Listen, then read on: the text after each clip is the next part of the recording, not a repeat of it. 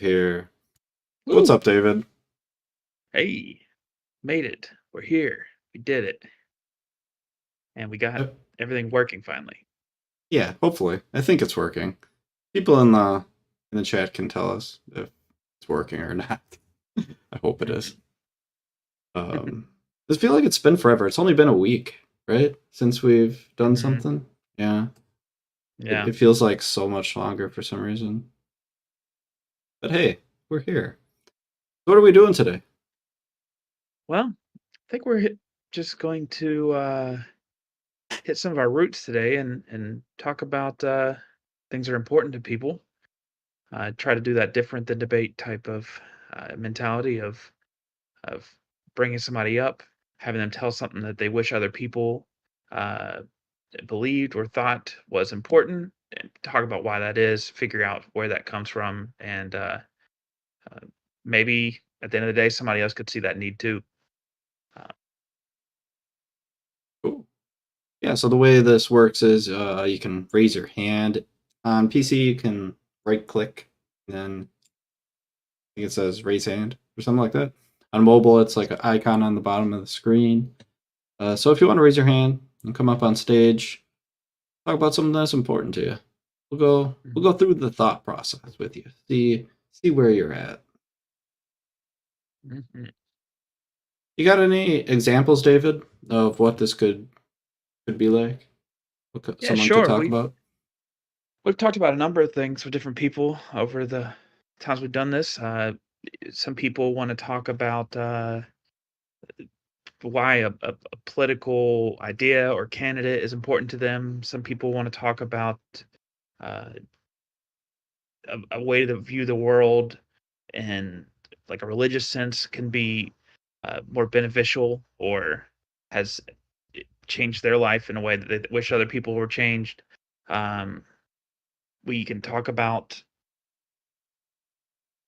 diets and food thing. I mean, really, the it's a wide open concept because we really enjoy the process of actually digging deep into these kind of subjects with people, and it feels like there's a lot of hard stops when you're in like debate circles. It's like you start trying to talk about exploring ideas and understanding where somebody comes from, and you usually get cut off and derailed really quickly. So the goal here is to offer a show for people to explore their thoughts, for us to understand it better, um, and hopefully, if the thought if we can go all the way through the thought process, somebody else who's hearing you might understand it better themselves.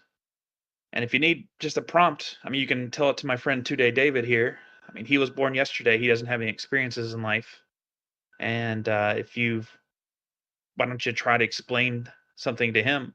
And maybe that'll help other people understand it too. Yeah, all good stuff. And to get up on the stage, you do have to raise your hand. That's how we know that you want to come up on stage. Otherwise, if you just say in the chat, you know, I can bring you up on stage that way. I can send you that request if you can't figure it out. Mhm. Well, we got no takers yet. We got quite the audience, so we got 16 people here in the server in the English hub. Mhm. I'm surprised we have no takers. Usually we have a few takers when we only have, 4 or 5 people in the room. Mhm. Well, how was your day, David? How's that working out for you? No, yeah, my day was pretty good. I'm starting to shift into that world of which my life is becoming more structured with children in school, and it is not for the weak. These people who've done this whole time, my hats off to them. Yeah. Yep. Life's crazy, huh? Hmm. Within your life, David, what's the most important thing to you? The three F's. That's family, friends. That's actually one. Family and friends, food, and love. The three F's. Loving.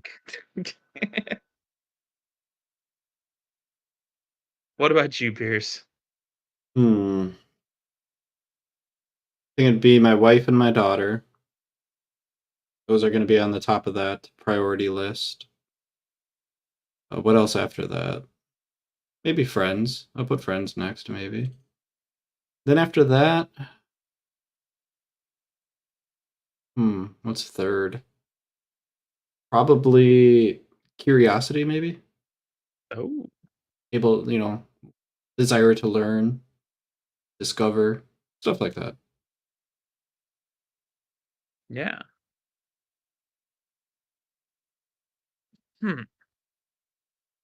Hmm.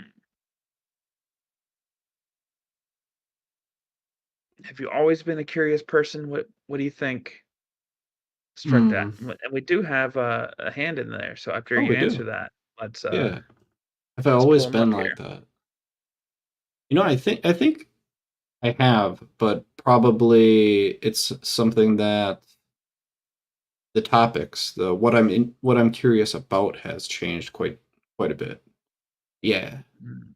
Even as a Well, kid, let's score that I here. was taking apart like computers and junk. Ah, you're one of those folks. Yeah. Anyways, Nice. we can bring up Nitty here. Nitty.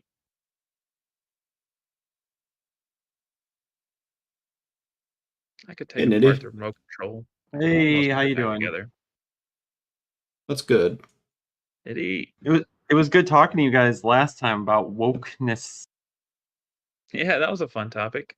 Yeah. Yeah. Trying Okay, to so define it and everything. oh my gosh, yeah, that was a ride. Okay, so let's crack into something like this. And I have conversations with people about this on as much as I can in a public place. I have a sign out and I try and solicit conversations. And one of the things that I interact with quite a bit is the people being uncomfortable with the fact that they will die. And I actually wish people would be more comfortable with the fact that they will die. Hmm. What's it mean to be more comfortable with that fact? Um, Less fear, anxiety about it. Um,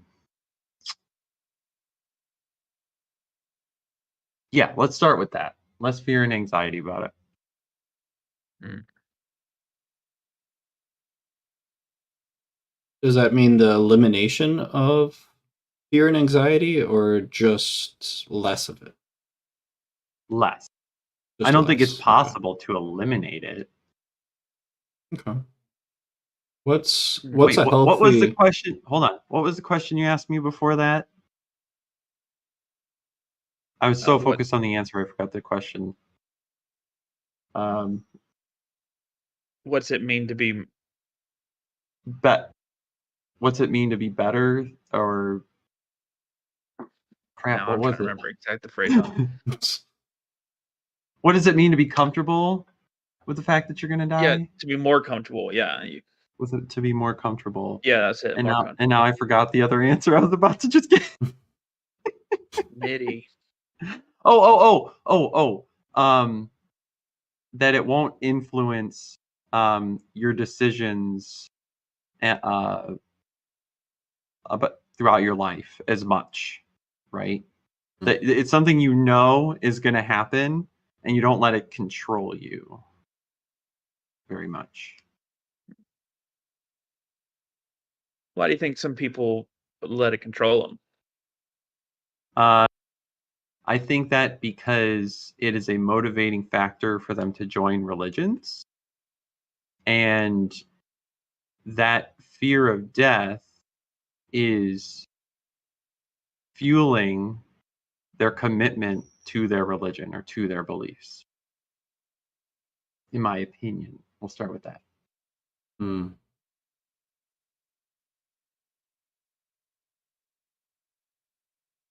Is Because joining I've a had re- people. I have people tell me that to my face. I ask them, why do you believe what you believe? And they'll tell me, because I'm afraid to die, because I need something to be there after I die, which to me is the same thing as I'm afraid of death. This fear is controlling me. So I need something to placate this fear. And religion seems to be a common answer. So I think what you're saying, Nidhi, and you can correct me if I'm wrong. You're saying Yeah. that people have this fear of death, and one Mhm. of the strategies they use to cope with this fear could be to be a part of a religion, and then that helps control that fear, or at least maybe get it down to a reasonable level. That's correct. Okay. Is It is this what it is. a good strategy or a poor strategy in your opinion? I think it is a poor strategy. Huh? And why do you think why do you think it is a poor strategy? Because if you are committed to a particular religion's beliefs about death, maybe the comforts that it will offer you afterwards, it it has the potential to draw you into more commitments with that religion that can be harmful. Okay. So there's other baggage that kind of goes along with it, or other Exactly. things. Yes. Okay. hmm Yeah. Maybe What not do all religions. Maybe there's one out there that doesn't. Sure. And they're probably, correct me if I'm wrong, but somebody could derive this comfort from an afterlife belief, but not attach on to the rest of that baggage. That's possible as well, right? Yeah, I think that's what I would get at too. Yeah, yeah. Okay. It's Gotcha. possible. Okay. So it's a poor strategy because it can lead to other religious beliefs, I think you're saying. Is that about right? Yes. Oh, Potentially harmful or demonstrably, I would say demonstrably false religious beliefs because they come in that package to placate your fear. what would be a strategy that you think would be a good strategy for coping with the fear of death?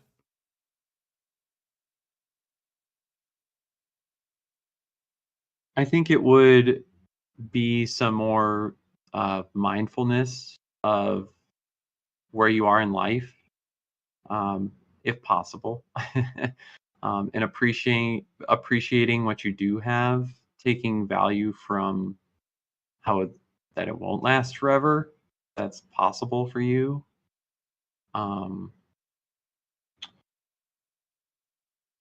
Maybe having a network of support from other people to get through life. Hmm. I'm watching the chat too. As you Mango just asked a good question, but go on.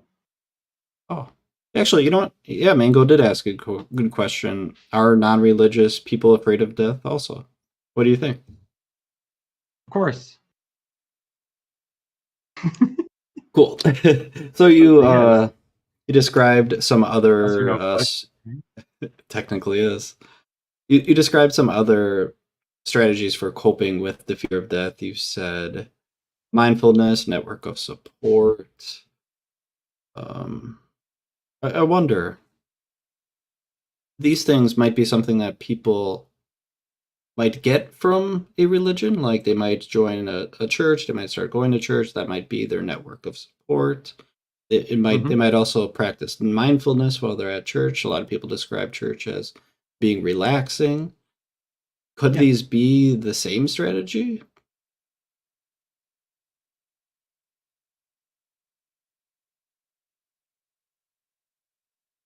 that's an interesting way to put it. I think, again, that difference for me would be the detachment from the other, I would say, unnecessary beliefs around that. Um, what network of beliefs, I guess you would say? Yeah. Like Hmm. I think you can have all those practices and benefits without the baggage or commitments to a particular religion or religious organization or God type belief. So, if what I'm hearing is correct, it could be a similar strategy, but one doesn't Yeah, include extra stuff attached to it. that's right. It's a strategy with extra. It's a strategy without the extra steps. Sure. Okay. David, do you have Also, anything? But well, I think I would want to present that some of those extra steps can, for certain religions, reintroduce your fear of death, despite the fact that you're looking at the religion to reduce that fear.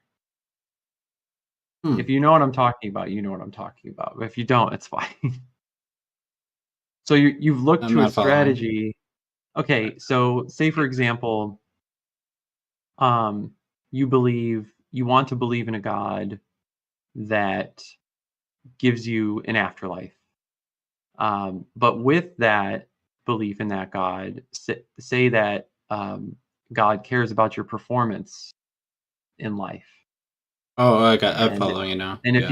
if you don't perform well according to whatever you believe that God says, you're now reintroducing your fear of death through the very strategy you were looking to placate that fear.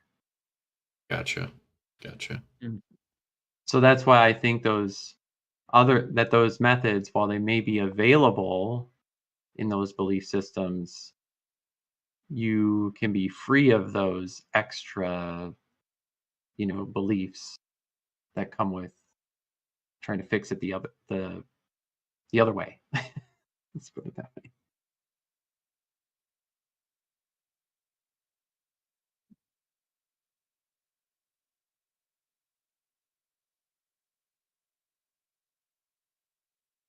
And Nidhi, why Yeah, is this something that is important to you? Or is it something that's important to you? that's a great question. I actually talked to someone about this today.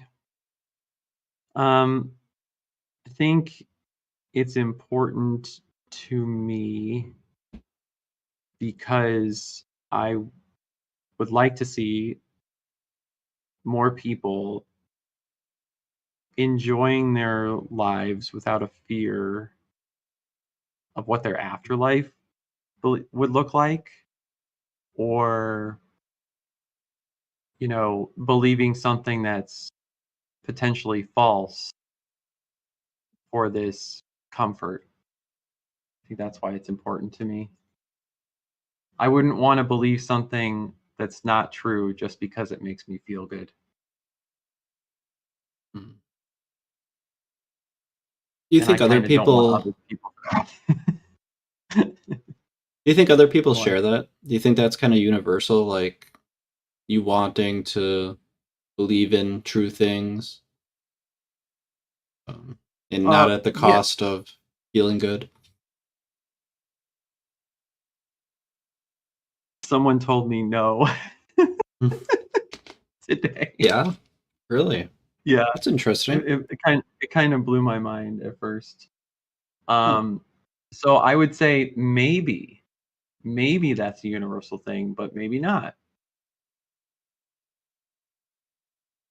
because some people and this goes back to why I would want people to be more comfortable with the thought of themselves dying. It's that um, they don't want to address a true something that is true like that, and so they believe they need something else, even if it may be false. Hmm. Hmm.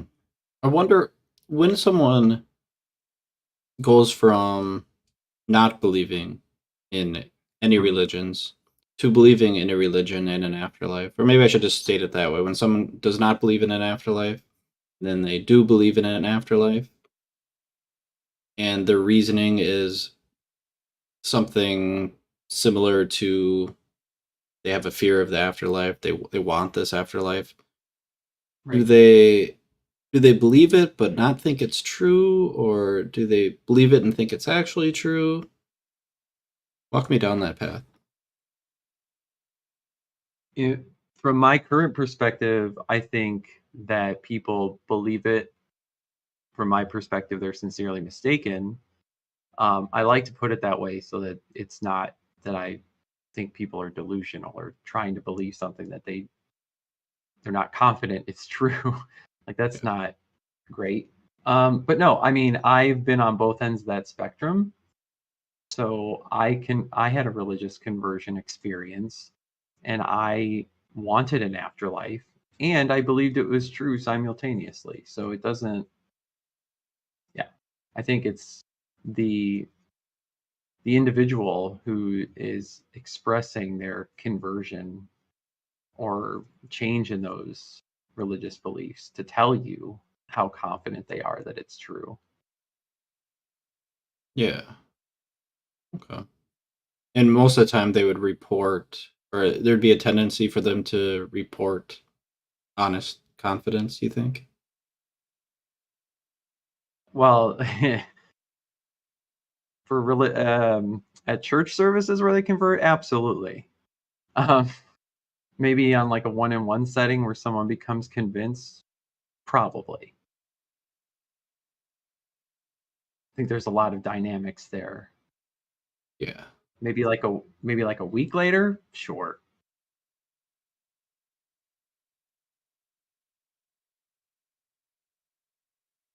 You got Can you anything to? imagine?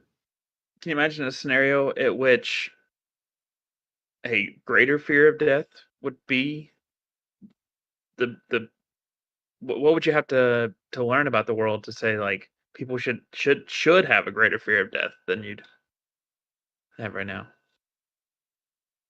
Um, Pandemics.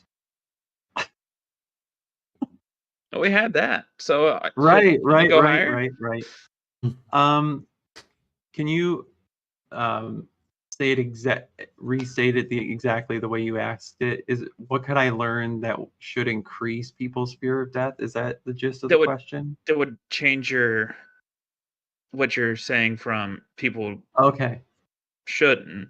I mean, they should be more comfortable to maybe they should embrace the other way of looking at it, being more anxious or being more driven by that point.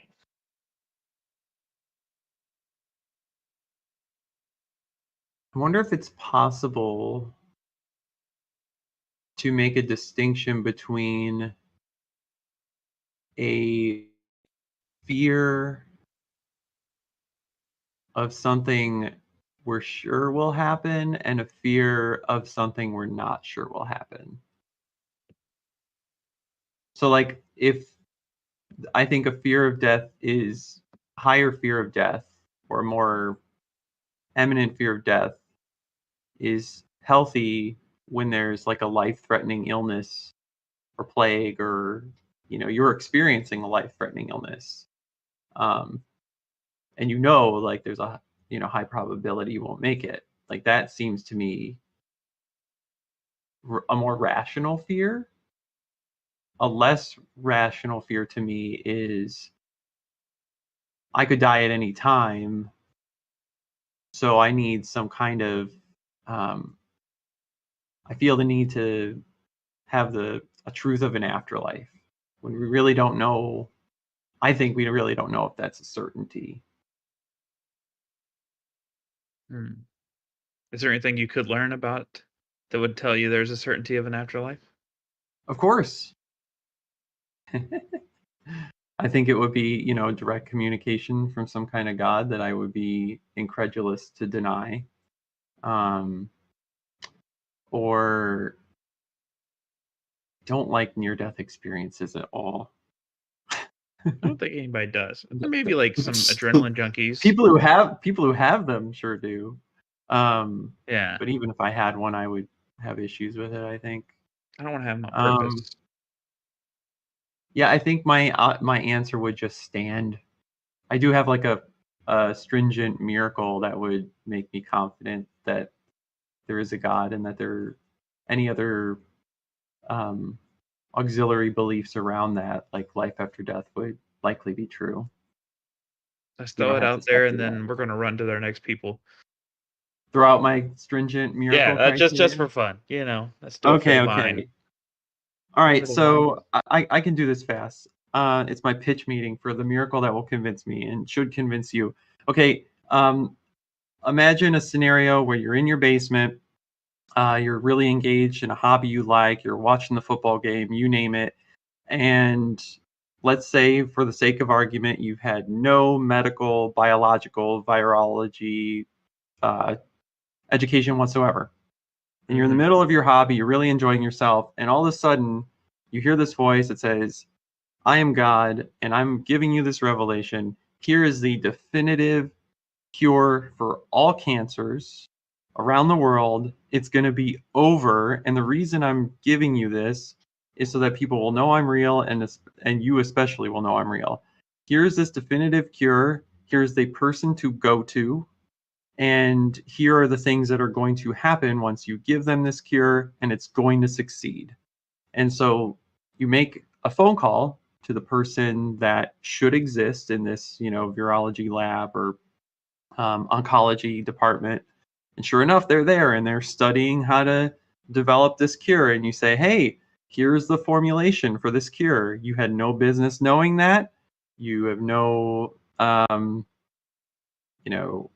possible epistemology to come up with this formula. It just strains credulity that you could ever just sit in your basement, watch the football game, or play trading cards, that you could come up with this on your own. Nigga, we And have this already. what is it? It's Flintstone not Google. vitamins. Oh, stop it, you. Okay. And not only that, but everything works out in such a way that this condition for humanity is now eliminated. I would say that if that happened to me and I went through those steps and the prophecy of sorts, the portents, future telling of me being provided this cure, all that occurred, I would bow down on the ground and say, thank you, Lord. Like, I just be too incredulous to think that was aliens or something. So, yeah, I would be more Well, now the inclined to aliens believe know your something like that. plan, so they could probably Ah, mimic it. Dang it. But people can disagree with me. High skeptics like Dennett could just be like, well, it's alien could still do it. I'm I think like, all right, whatever. I would be slightly more confident, or maybe significantly more confident. Have a degree of more confidence that I was living in the Matrix if that happened. That would increase my confidence of that. I was definitely Morpheus on the other end of that. I was definitely Morpheus. But I'd I'm still gonna find believe where you live and hide a Bluetooth speaker.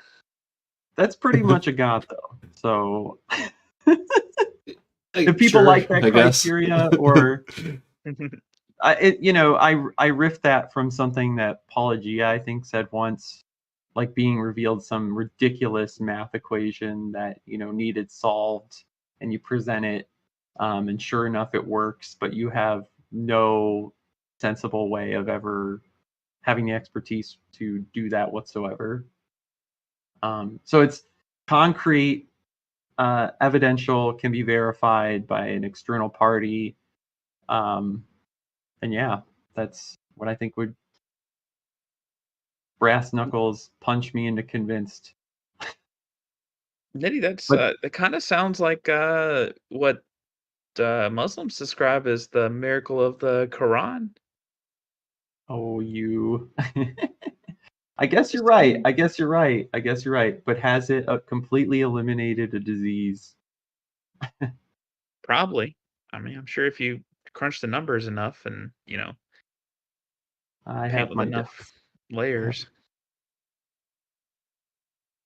And I was just about to say that there is a chance that you could just say, well, that was sufficient revelation for you. And that actually is something I have told people, is that you could tell me a miracle story, and without external verifications and things like that I can look at, it's great evidence for you, and it may give you a more convinced state that your afterlife is true. Your beliefs about the afterlife are true.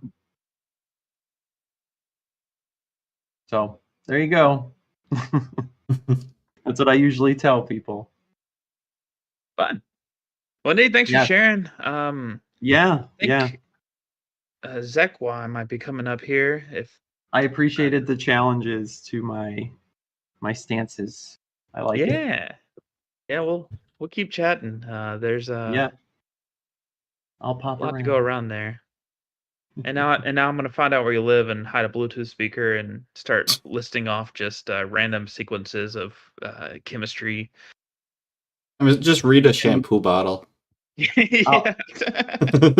I'll do your one better. There's a particular Panera Bread at Ohio State. You can just start doing that. Go. I'm on it. There. You'll never I don't know care. when I'm there. People know where I am on the internet, so it doesn't matter.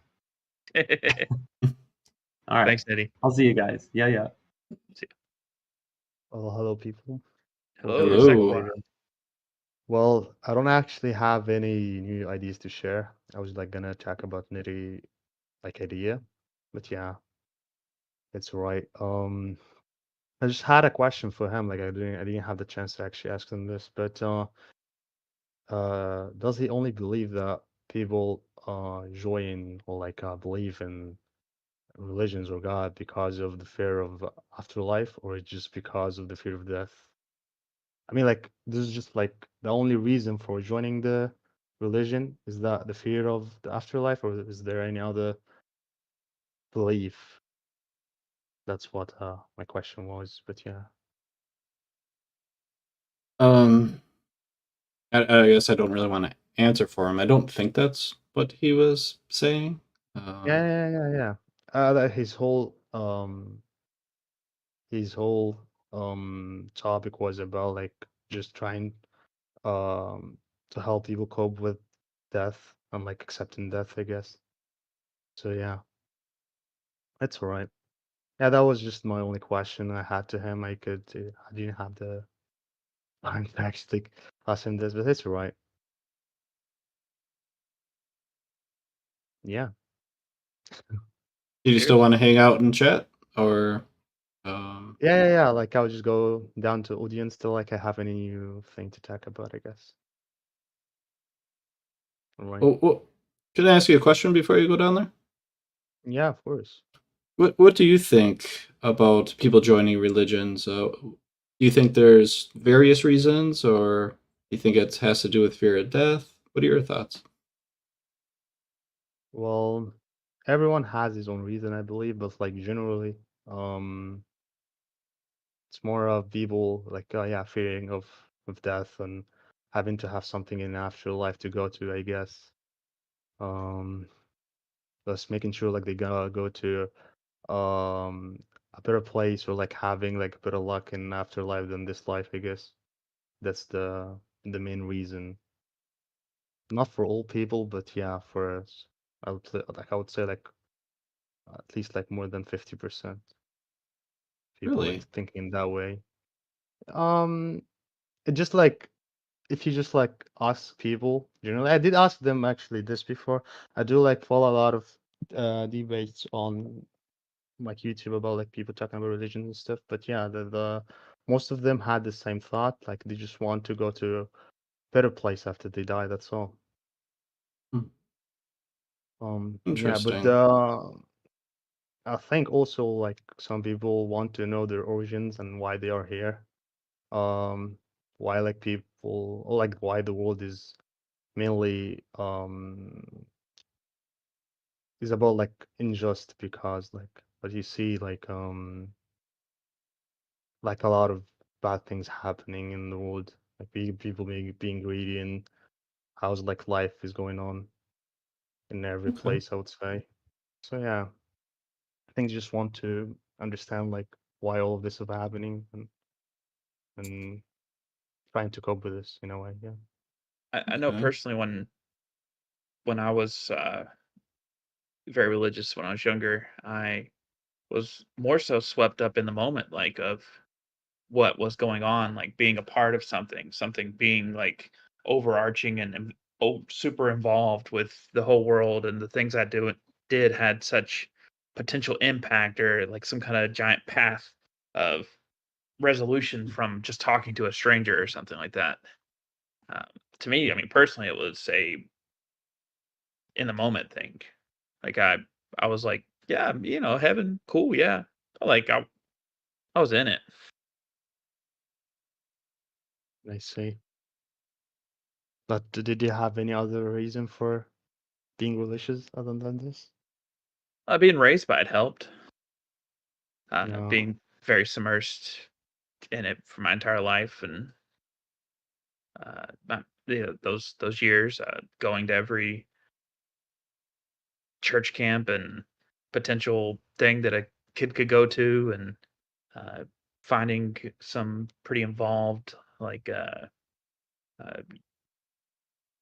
youth services and stuff like that, that got me engaged and stuff like that. So I mean, there was a number of more so social and cultural things that, uh, and like Pierce was saying, also I was also really curious growing up. Like, I mean, it was a wealth of lore. It was a wealth of uh, you know the, the stories and puzzles, and potentially finding some kind of like key to solving problems in life by searching through the text and the histories and the allegories and the mystery. And like I still hold a lot of those same values and find those things in different places. But I mean, to me, like I was just saying, the afterlife was an afterthought.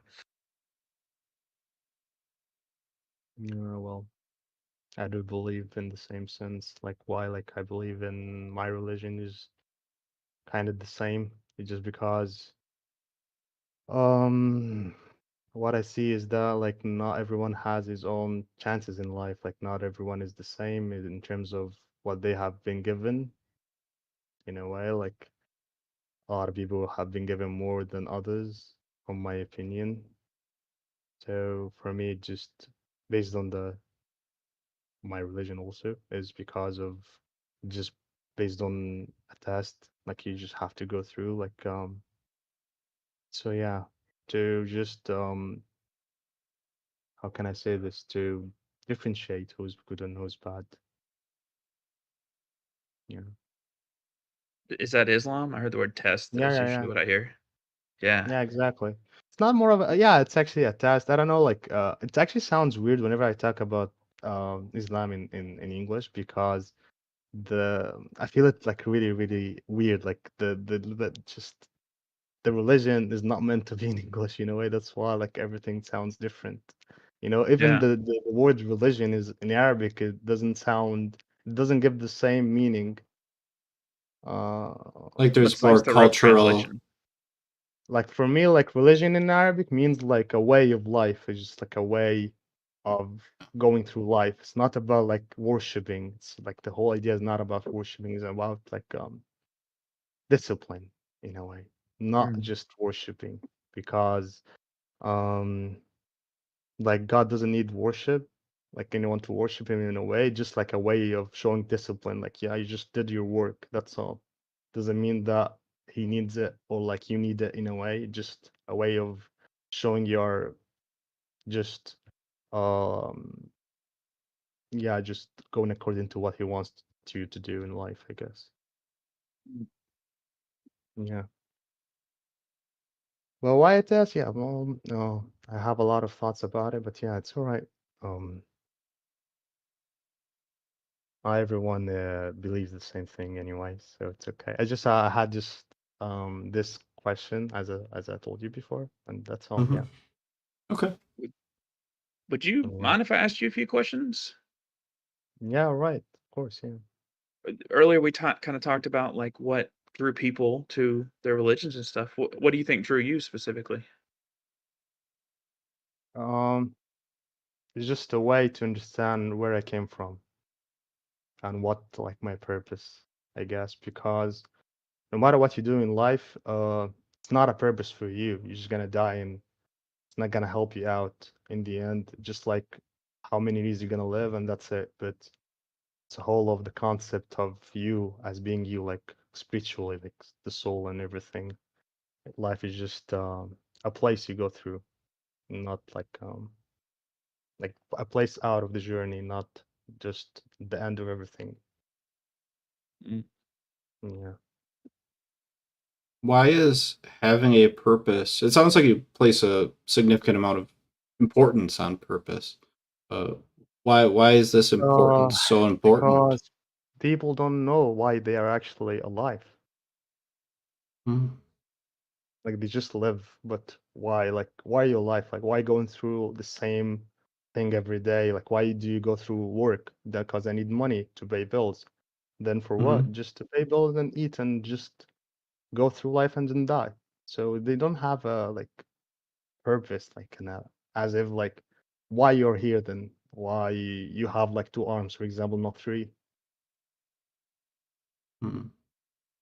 What, if you don't mind sharing, what is the purpose of life?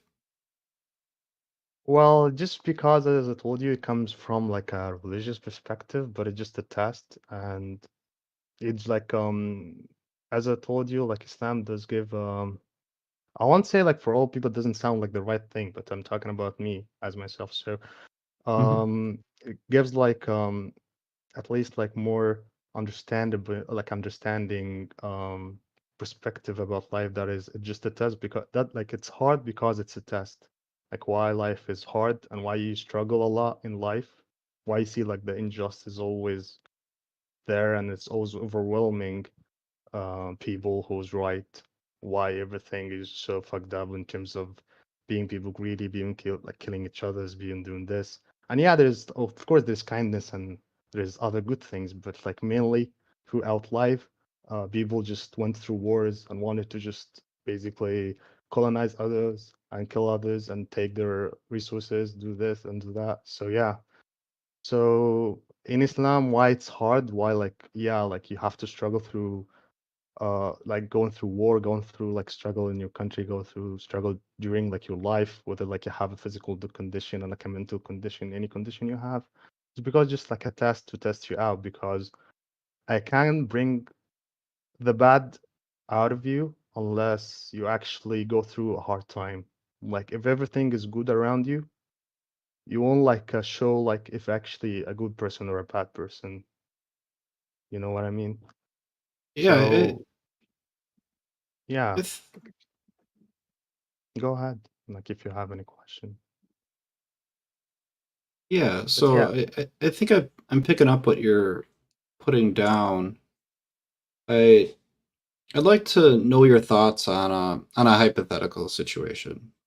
If we were to bring up one of the random people from the audience and ask them some questions about, their purpose in life, and let's say they said that their purpose was to inspire joy to others, would that be a legitimate purpose? uh, it's fight for them. But the thing is, I'll tell you something. What if you, let's say, like you already like did this? What's after? Like you already achieved like bringing joy to people. Mhm. What are you gonna live for? I mean, like for me, like a human without a goal or without like something you do in life, you're just being pretty messy. You just not, you just live. You don't know what like you're actually doing in life. Like like you just like for example, when you go to an interview, you have like predefined things in your mind you want to do. So I'm talking about like you have to have something for you to live for. If you're just like living without a purpose, then it means that you you would suffer a lot living without a purpose, actually. From my opinion, I have gone through this in life and yeah, Mhm. it's not a good place because you're gonna do everything wrong and in the end it's gonna affect you more and it's gonna like be more of a hustle on your mental health and your physical health, so it's not a good thing. Are you saying that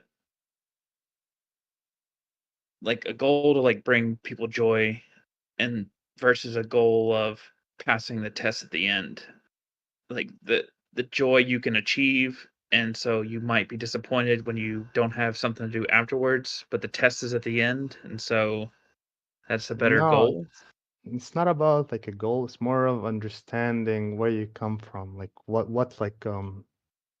like your purpose in being in here, not in the after, not about the test. Like the purpose of being alive. Why like you came out? Why like your thoughts are like that? Why are you different from others? Or like why everyone is different? It's more of I know like I didn't answer your question in a way, but I'm trying to just make my point clear is that um it's not about the test itself, it's about like my origins, like why like I was even here, like why am I being alive? That's all.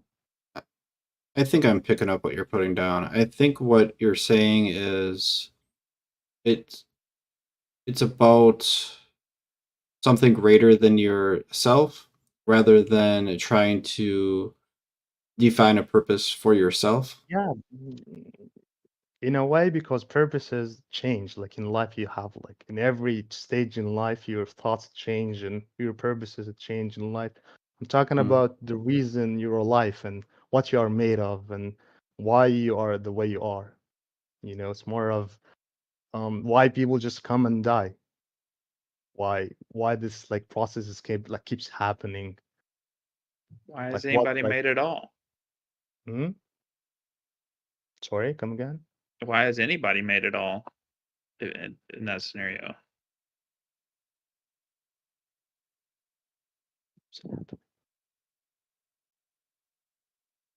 You're cutting out. What'd you say? Sorry, like my internet. Yeah, come again. In that scenario at which uh, why is anybody made? Yeah, that's my question. That why everyone is made.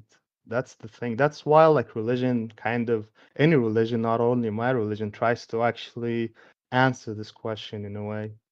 Why you're everyone is being made, like why everyone is being made and why you have to go through this, why you have to go through this phase of living in this place. I mean Earth, yeah. So yeah, that's what I Earlier, mean.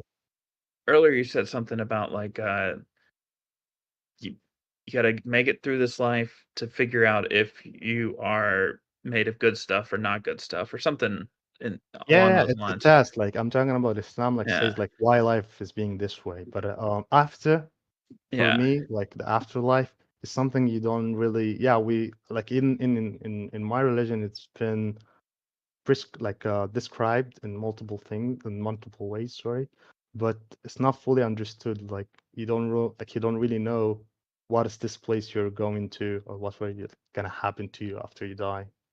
You know. Like it's not giving you the full context of what's happening or what's like really like what's the place you're going to or what's yeah, gonna happen. Yeah. Just gives you like a glimpse of oh you have to do this, you have to do it's not like have, but like it's just yeah, let's say like it you have to. You have to yeah, do this and you don't have to do the bad, you don't have to kill people, you don't have to do this. But after that, like yeah, if we're going for a good place and describing like what this good place is, but you don't really understand what is it in a way.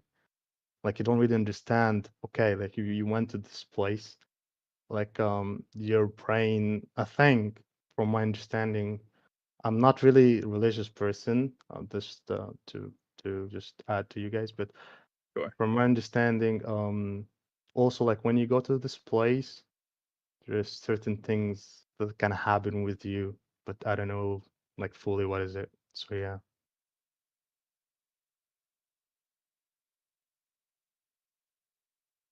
Hmm.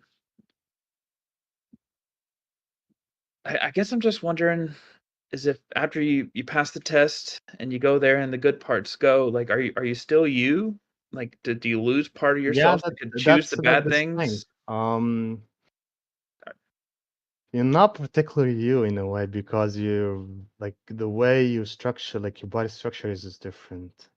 Um, Can you choose I'll to tell you something. act in For a certain way example, or anything? Like can you be tested again after the test? No. That's not. That wasn't mentioned. I don't know if it's gonna happen or Yeah. not, but that wasn't mentioned. But for example, I give you like something from what I understood is that when you go, you don't actually like the body wise, you don't actually go to the bathroom in a way. Like you know what I mean? Sure. Sure. Yeah, like you can't like you eat, but like you don't digest or whatever. Like I don't know, but Yeah. yeah, like the body structure and I think like everything about you would be different. So yeah. Like earlier, something you said that really resonated with me was something about how like purpose comes from change and adversity, and um, but it sounds like there wouldn't be change or adversity anymore. So I don't know. Yeah, I can just like that's understand. what I said. Like religion is more of yeah, that doesn't have to be like something like you have to or you want to agree with, but like yeah, most of the religions just talk about like the reason of being born, you know. So for Sure. me, like yeah, as I told you, like it's about the origin and where I came from, more of where I'm going to. Mm. Mind if I ask you a question? If I back up to and talk about the purpose of life for a moment, Yeah, sure. I'd like to introduce you. Whoa, David. Sorry. It's, I'd like to introduce you to a friend of mine. His name is Alan. He is from out of this world, literally. He is an alien, Alan the alien, and he comes down to Earth. He's never been here before. He doesn't know anything about people, doesn't know about anything about human beliefs. He's a clean slate. He knows Hmm. nothing. Okay. He comes down, lands his ship, hears us talking, and he's like, I really want to know what the purpose of life is. I got to figure this out. How does Alan go about figuring it out? Uh, that's very I don't know, it's very random, but um like well he would come to like this place to understand about life more. It's for me like the whole question is just strange. But I'll tell you something. Um it's not hypothetical, but like in Islam it was actually mentioned that like some other creatures live in the universe that other than us. So I think they have like a purpose of life also. Like they were being they were um then introduced to it in their way, I guess. Imagine you met a man who had amnesia. They bumped their head, and it's basically like they were Uh-huh. born yesterday. Um, they don't know where to like. They don't know who they are, what their life is like. Hmm. I kind of remember how to talk. What would be the first step you would tell them to say, "This is how you figure out the meaning that you're talking about"? What's their first step? First step, um,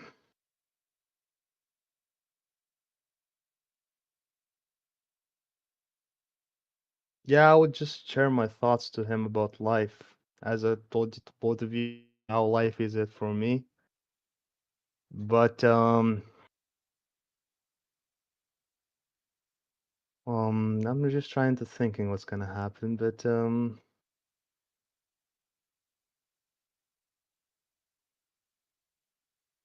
I can't really give people the purpose of their lives. You know what I mean? It's just this. It's not that. I'm just like more of just sharing what I think about life, not really Sure.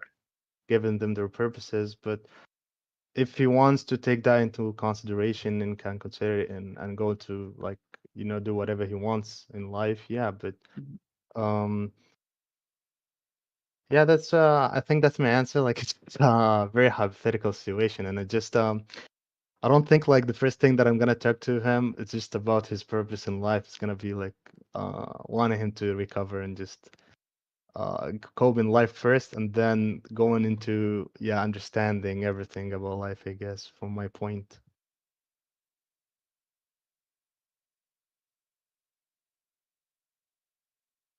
Hmm. I do get like what you mean by question, but I can't really think of a way to introduce my thoughts because it's gonna be more of not understanding anything in life, like as of general skills in life. You know what I mean?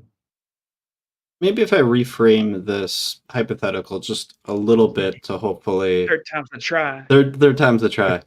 So if you hadn't picked up, I have a little bit of a different perspective than you. My perspective is like, why are humans here? Honestly, I don't know. I have absolutely no idea why humans exist on this planet. I know that we're here. That much I know. Why we're here? I don't know. Uh, if I wanted to figure this out, which I do genuinely want to figure this out. How do I even? Where do I begin? Or would you begin? Yeah. Mm, I think you would begin uh into knowing who made you, Okay. of How do course, I? because you're someone who's been made. And if you go through, like, yeah, Brooks said the only thing that can explain, the only thing that explains this is religions, any religion, but religions explains that you were made by a higher power, right? That's not like Call of Duty. It's just like a higher power, like not a person, not a monster, just like a higher power you don't know of. Like most of religions talking about this. So when you get to know who made you, you get to know his reasoning for your existence based on the religion, of course, of whatever you believe in. That's why my thoughts. But yeah, that's where Yeah, like you can begin. I I don't know hear if you you. have like a better beginning than me or not. I would be interested in how do you even start that process? So, like How you would said, I you? have to like know this creator. Like, how do I get in contact with him? Does he have like a Twitter or something? It's a joke. No, Just no, kidding. I know. But yeah, I got you. I'll tell you, like I'll tell you like my experience. All right. I must have because of like how um like at some point from my life it became really all about routine. You just like sleep, go do this, and then you sleep and wake up and do this, sleep, wake up. It's like it's just it was very suffocating. So I'm just why I'm doing all of this, why I'm just, going through all of this. In the end, I'm just gonna die. So let's just like end it and just leave it at that. And then I came to trying to, yeah, as you said, like trying to understand my purpose of being here. I know like you talking about like how to communicate with with God, but yeah, I'm just saying about my thing.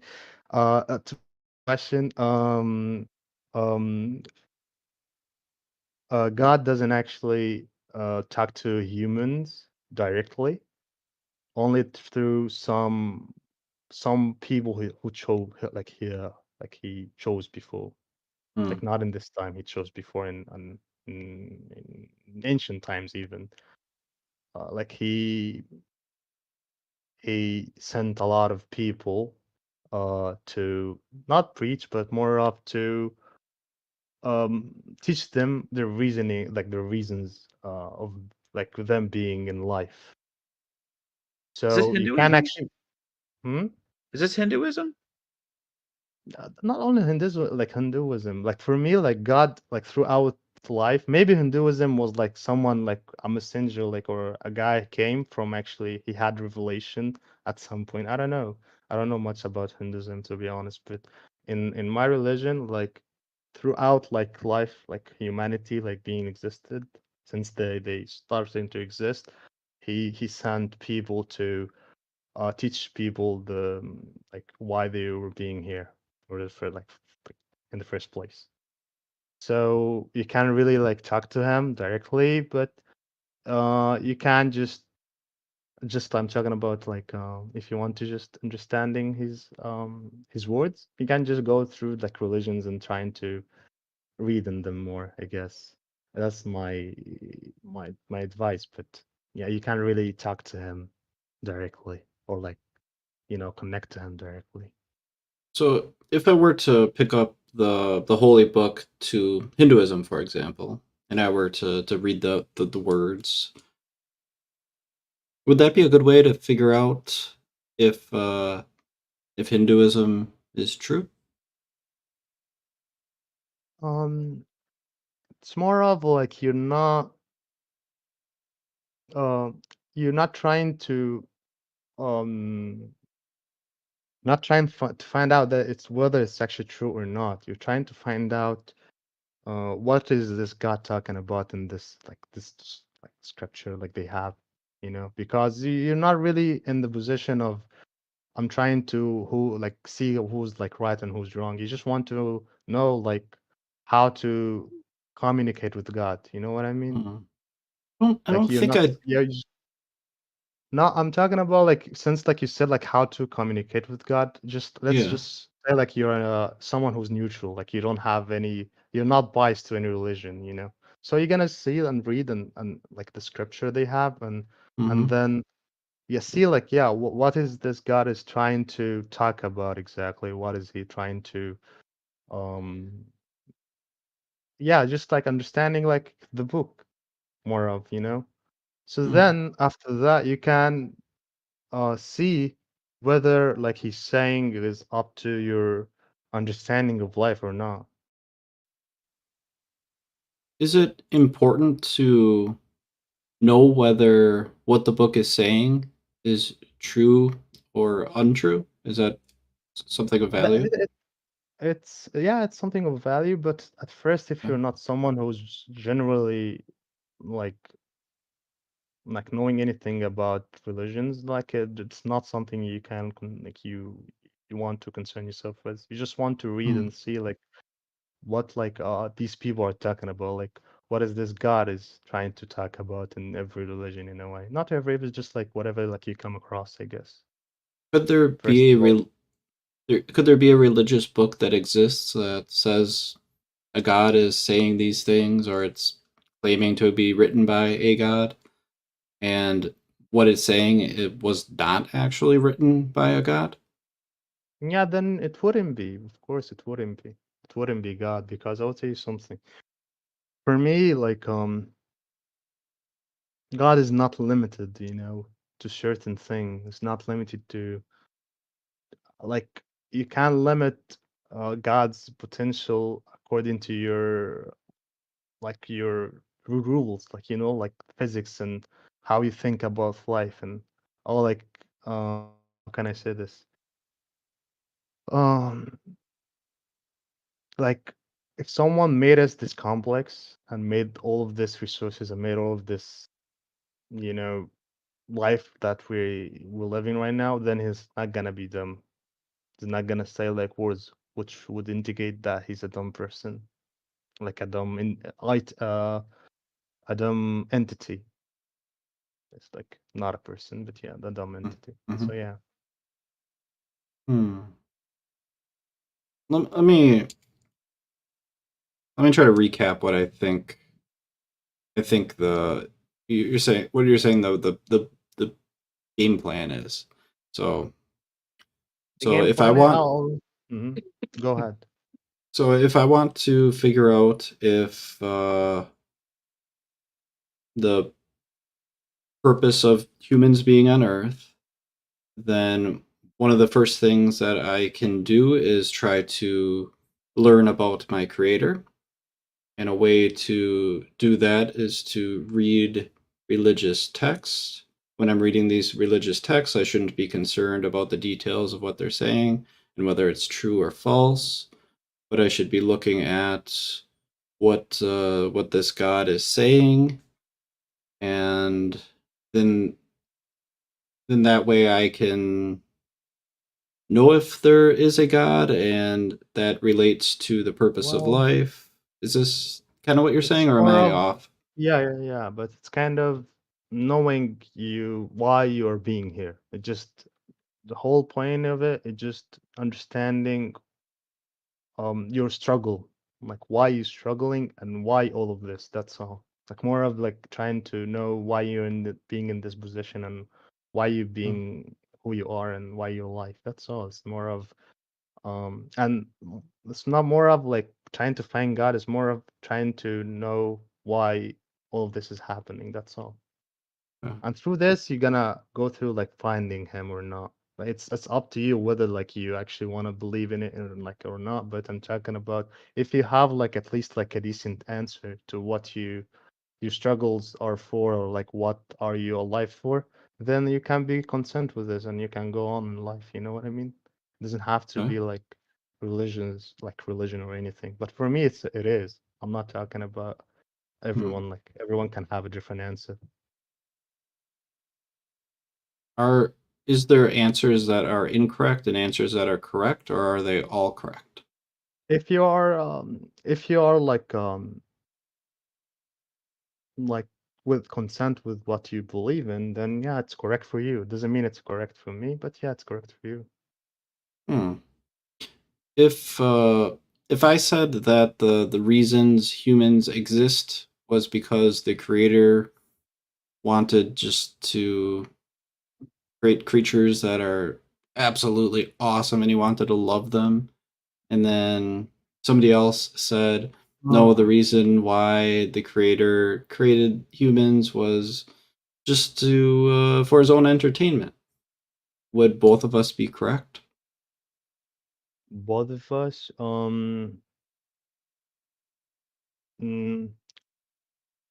well, if you're, as I told you, if you, it doesn't mean that both of you are correct. For me, like so, like one is correct, but like if the other person sees that this like statement is correct, then it's correct for him. Did you get what I mean? Like for Hmm. example, he's Correct saying for like, him. yeah, for me, like God just made us in this way, or we just, he forgot about us. He just like made us and then he died, whatever. For him, like that, like God just died. Like whoever like created us died like long ago, for example. So yeah, that's for him. That's like the truth. So I can't really um Hmm. like converse because our bases are very different, you know. Yeah.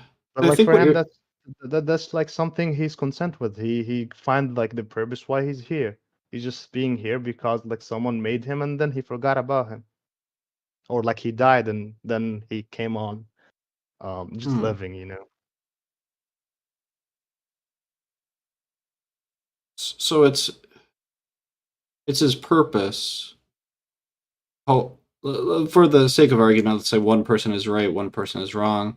Let's talk about the person who is incorrect in this situation. So they have this purpose that is kind of built on this idea that is false. Hmm. And like I think what you're saying is, well, at least he has figured out what he thinks his purpose is, and that's okay if it's built on something that is false. Um, yeah, I would say it's okay if it's even built of something false because, yeah, as I said, for him at least, like he got to this point where like he questioned things. But like his false, um, um, like if he believed in something which is false, he's still gonna question things in the future. You know what I mean? He's gonna question still, like because it doesn't fully answer everything like he wants answers for. He can't be like fully satisfied with that Like answer. That's what you're let's, saying? I mean, like if you say like someone just like God just created us for entertainment, for example, like the person who believes in it. Sure. So what's gonna happen after we die for that person? You're gonna go into the afterlife and be with God and entertain him, and he's gonna entertain you. It's gonna be a party. So it's a cycle of just entertaining him.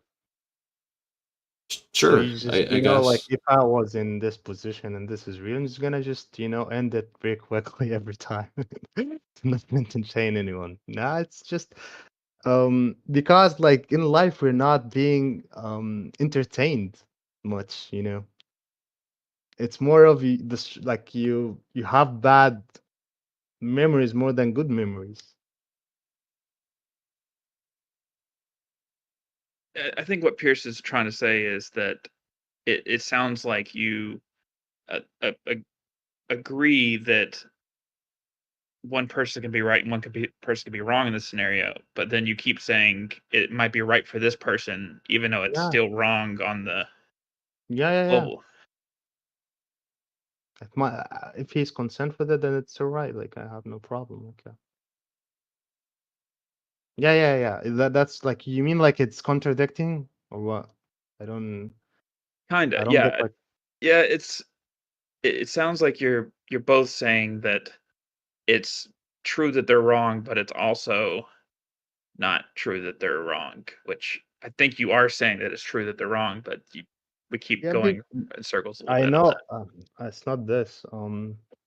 As I told you, like what my point was all about is just finding your or purpose. That's all. If you um got the answer based on wrong beliefs from my perspective, then it's all right for you. Like I have nothing to argue with you about, if you just consent with your answers in life. What if the truth has consequences? Like, The truth. what if if you fail the test, bad things happen, or maybe you have to go to a worser earth in another religion, or maybe you have to That's for him to watch. figure out. Not for me because that's not my belief. But if you're talking about him, then that's what my point is. It's just he found the reason why he's here, for example, like why he came to this life. So whatever consequences he has, it's up to him because it doesn't apply to me. Like because I know that um what he believes what he believes in is wrong from my perspective. You know.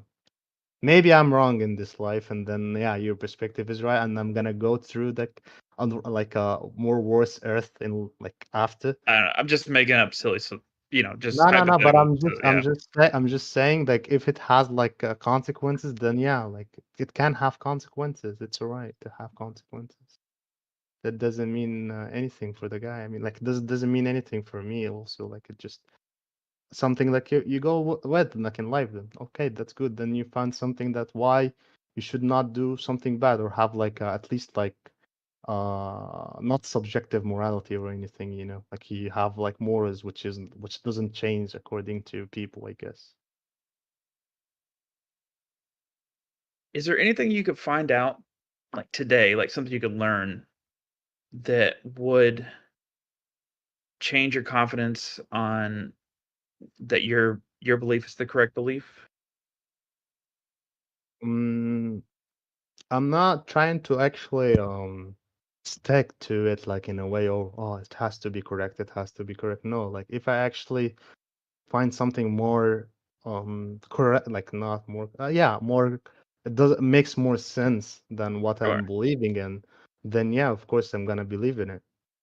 And I hear you. And I some of the things you were saying about like there people can find different types of ways to have purpose in some Yeah, ways, yeah, and I think you have that some well-roundedness in that uh that you have space yeah, to learn yeah. more things. So Yeah, um everyone. I mean, like I've been born and raised in my country. I've never been in outside my country. So yeah, like in every place, you have some kind of like beliefs that comes from your culture, maybe from your family, also not the culture. So yeah, like everyone would have different things. So yeah, like if you have like a better way to answer like my questions in life, then I'm gonna follow it. It's not a matter of proving what I'm believing in. It's a matter of finding what is correct to do. Like more of what is I'm more compatible with in life. mm. Yeah. Well, again, that was usually we got like more in depth in it. So yeah. Well, I enjoyed it. I thought it was a neat conversation. I really appreciate you sticking around to talk on that.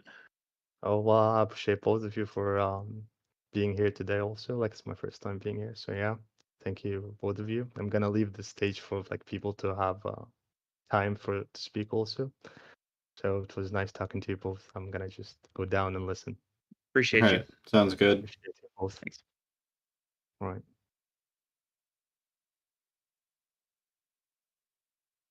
Pierce, you want to give a little summary of what we're doing here? Yeah, so what we're doing is we're inviting people on stage. We're talking about things that are important to people, really.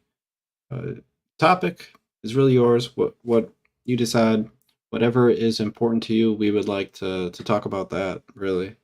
The whole show mostly, I think, has revolved around religion, but it doesn't have to be about religion. It can really be about anything that you value, right? Anything that you look at and you say, hey, I like that, I need that, I want that. Probably not like a sports car, that might be a weird topic, but hey, we could talk about that. Why not? Depends on the car.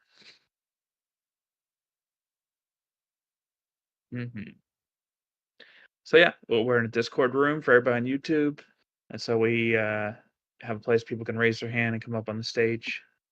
Yeah, it's a little less chaotic than just an open room, and our goal is to explore uh, thoughts, beliefs, values, needs from people, uh, and give space to go through the whole thought process instead of just hammering down on kind of debate tactics or trying to do gotchas. Or the goal is to, by the end of the conversation, people listening will have a better understanding of what you think or value or need, and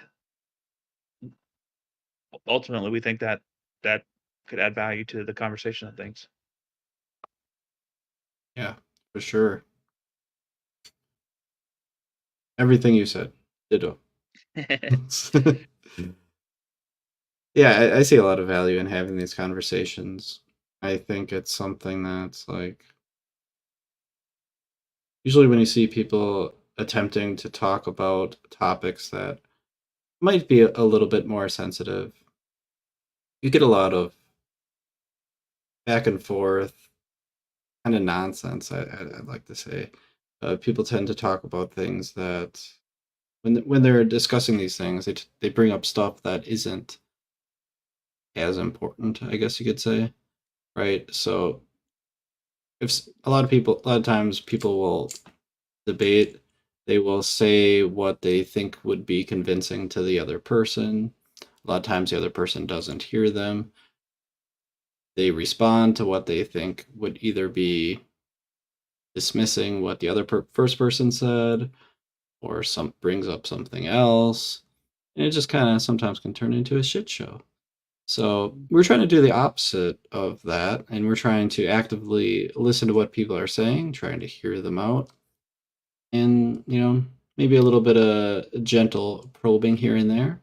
But we want to understand the thought process, the path that people took from here to here, and why it's important.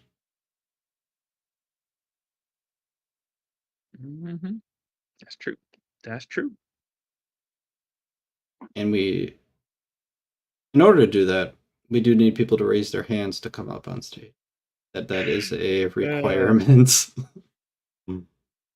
I see. There's a James in the audience. Maybe you can let us know if you got your squirrels taken care of.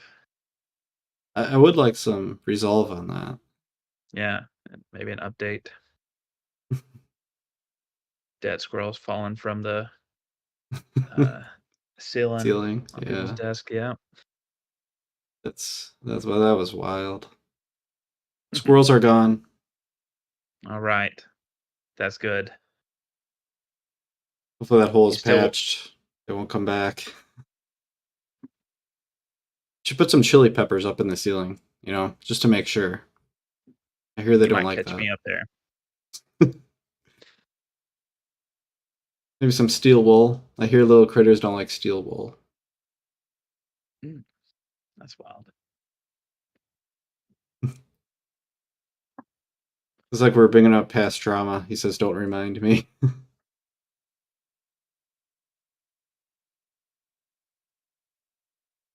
Aluminum foil is annoying for animals to walk on. Well, that'd be annoying for me to walk on, so yeah, I probably. had a friend in college who you couldn't bring aluminum foil near them. Like they hated the texture of it so much. They'd like Really. run away. Yeah. Hmm. I don't hate it that much, but I wouldn't want to walk on it barefoot. At least not constantly. It sounds like the next Die Hard movie. Bruce Willis is getting a little worn out. Maybe switches to aluminum foil instead of broken glass.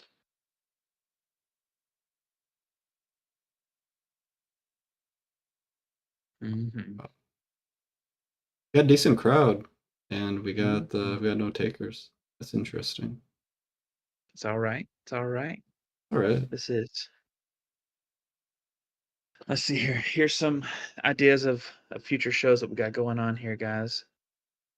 We plan on doing at some point some more political minded stuff. So if you like talking about politics, we'll follow us around there. We might do that. I kind of hate politics. I'll be completely honest. Um, Mainly just because of the crazy amounts of information out there. It's hard to parse, like understand, or it's hard to know what you're seeing is true.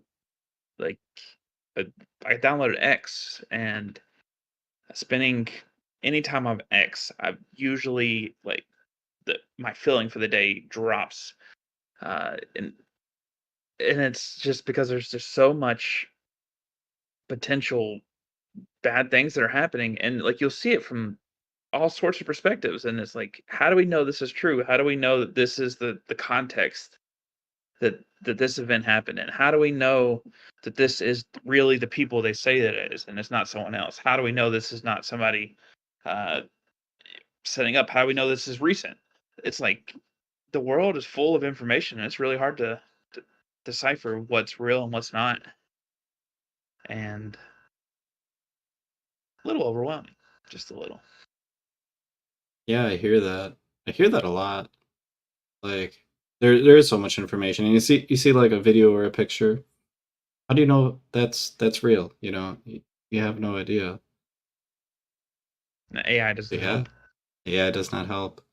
I'm wondering though, like in the realm of politics, and you got a bunch of crazy stuff that's going on, right? 24/7, Mhm. somebody's posting something. You don't know if it's true or untrue. Regardless of whether it's true or untrue, of the stuff posted on X in the last like hour, how much of that do you think would be important to you or influence who you'd vote for or something along those lines? Oh, that's tough. Me personally, like it's hard to attribute almost anything to any of the candidates because it's everything is such a jumble. But you're gonna get me in called out in my conspiracies here. Um, but oh yeah, shoot, how much of it stuff's important and like might affect it? I don't know, because part of the trouble of the internet is I'll see like an article or a video, like a title of a video, and whether that thing is true or not, that phrasing, that framing of the situation, that saying, that idea of uh, this is doing this to you or this is doing that, that is in my head. Whether or not I can rationalize and say, I mean, that's probably not true, but I still have that idea, like to add to the well, maybes, and that's tough because there's so Hmm. many, you know, fake bot articles or so many uh, videos that have context that is manipulated. Um, Yeah. Well, I guess what my question was more along these lines. Like, of these articles, titles of a video, whatever you find out there, like, obviously some of them, in that framing and whether they're true or not, you can say, hey, maybe that's not true. but it's still kind of in your mind, like, oh, maybe, right? And that might have some sort of influence. Do you ever come across articles, videos, whatever, and you read it, look at it, do whatever you need to do with it, and you're like, that whether that's true or not, that's not really going to influence me either way. Hmm. Would probably on like voting stuff, yeah, but Yeah. um, perspective, gut reactions, uh, the prejudices. That's a fun word to say. Um, it's it's tough, man. It's like fast food. Is it? There's so much of it out there, and it's easy to consume, and it's much harder getting non-spun information, like non scandalized information. And even if Hmm. it is easy to get, it's not very digestible. It's I think there's a bit of a longing for a framing, for a narrative of things, and trying to read like good, like neutral or unbiased stuff is hard because you have to describe the narrative yourself, like because everything has to fit in some kind of context. And when you don't know the context, it's much harder to say like I've got all this information that doesn't have a context and I don't know where to put it. Uh, and that's exhausting. That's a lot of mental energy. And so I Hmm. understand why so much of the human existence, like humankind, will naturally, uh, they'll naturally uh, be more inclined to kind of pick a team or a party or a flag or something like that, and kind of Yeah. trust them to say like these people are in the mix. They know, like I get it, like because it's daggum exhausting to try to sort through all this stuff, to try to place things, to try to have to learn the context, to have to get the nuance, to say, all right, this thing happened. I need to go back and study 30, 60, 100 years of history to kind of know the implications of this. Or I can trust what somebody's saying to me. And that's a hard uh, situation for people because like I was saying, whether or not something's true or not, you can see information and it affects how you view things. It's it's interesting hearing all of this from you, David. I think I have a little bit different strategy and different perspective. I mean, I think I agree with a lot of You what can you're tell. saying. Like everything that you said, like I think basically is true. However, I think I just view it a little differently. Like if I see something and it has no value to me, it wouldn't, regardless of whether it's true, it's not going to change my mind on anything, or at least on anything that's important to me. Mhm. It's just like maybe I'm just like more dead inside.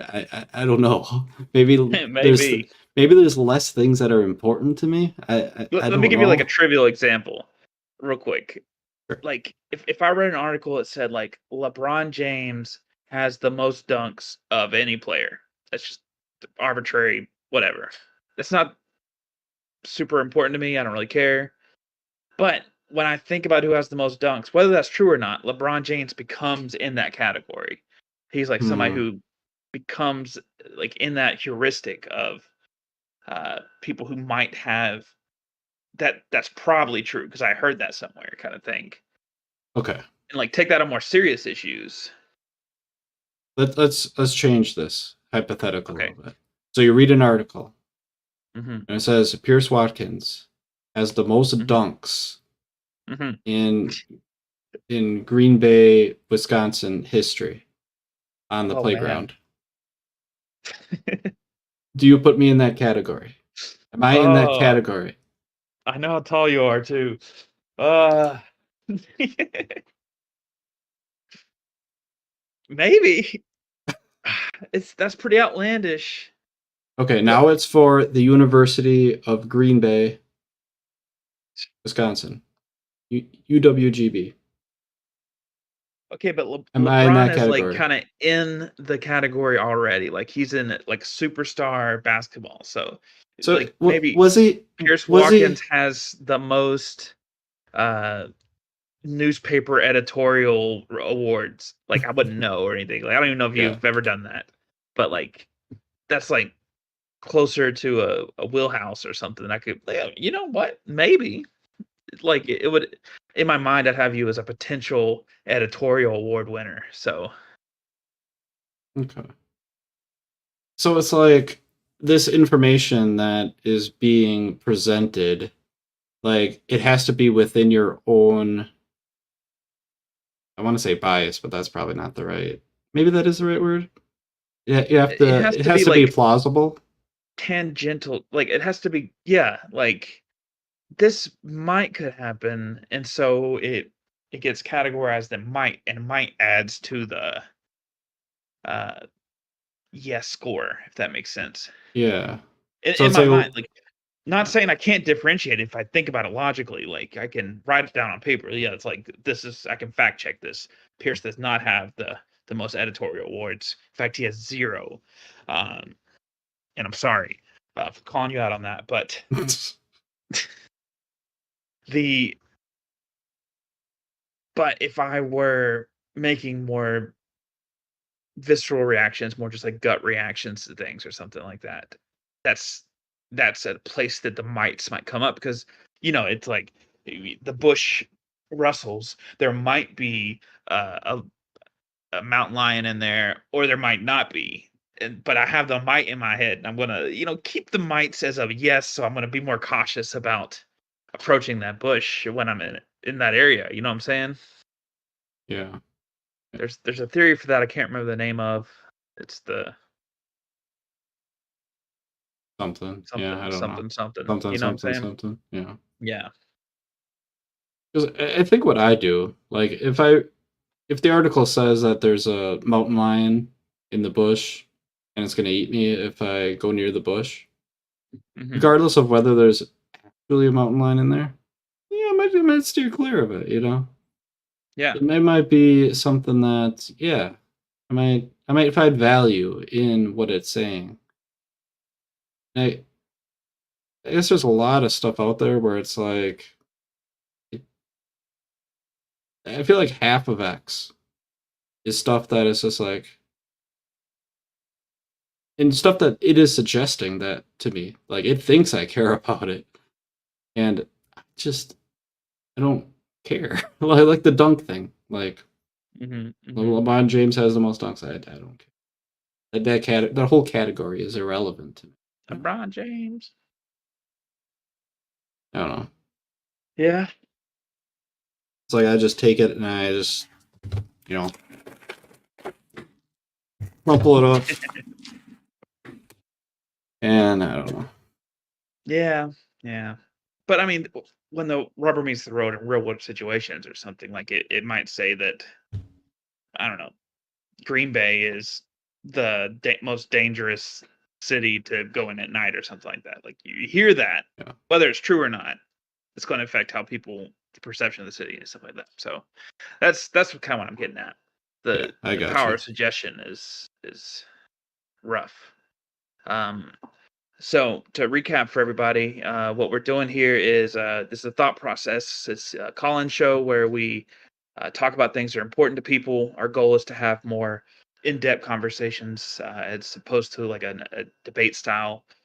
The uh, the topics are wide open. Sometimes we do themes, but today we're just kind of leaving it open, and we just want to know something that's important to you, something that you a thought that you want to explore, something you wish other people believed, something that you feel as though you is meeting a need that you want to just talk about. Uh, it's pretty wide open. The goal is to understand where you guys are coming from and to really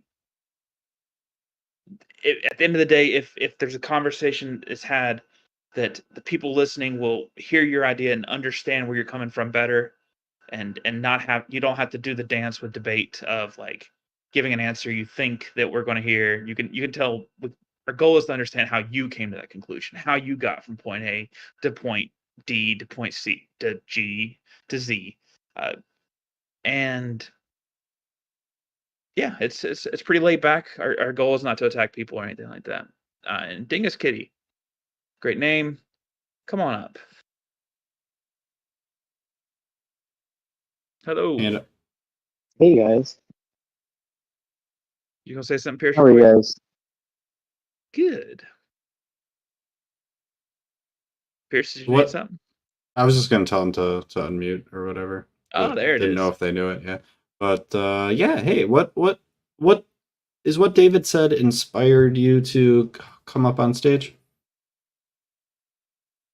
I don't know. I don't honestly. I don't know if that was the inspiration. Okay. Like, but it's possible there was a piece of inspiration there. All right. I like that, like, the format of the non-debate kind of, structure that you guys do with the SE, right? Or sphere epistemology. Yeah, that's So actually how we met. And that's something we've done a lot of, and we've kind of added some of our own values too as well. oh, awesome. Okay. Yeah, I've talked to you guys a couple times on other servers, and it seems like you guys are all over the place like I am. Yeah, I thought I But recognized your name. yeah. So it's kind of different on different servers, but I'm a dingus usually on most servers. Me too. Me too. Just in a different way. So one So, thing, like, yeah, go ahead. one thing people don't know, like, I think people use like dingus as like a derogatory term, at least here in the Yeah. United States, and most people don't know what that is.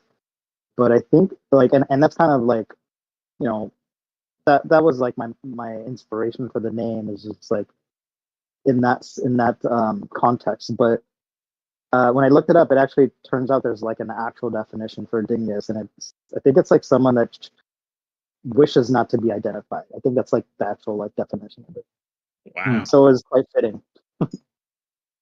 You are a dingus. That's great. Yeah. But so I mean, you guys know what I talk about. Well, maybe you don't remember, but I always talk about veganism, and that's something that's important to me. Oh, I wish yeah. other people believed in. I think it's wrong to hurt animals, and in the process of purchasing animal products, we are funding terrible, unimaginable, like, torture to innocent conscious sentient beings, and also stealing their lives from them at a very early age.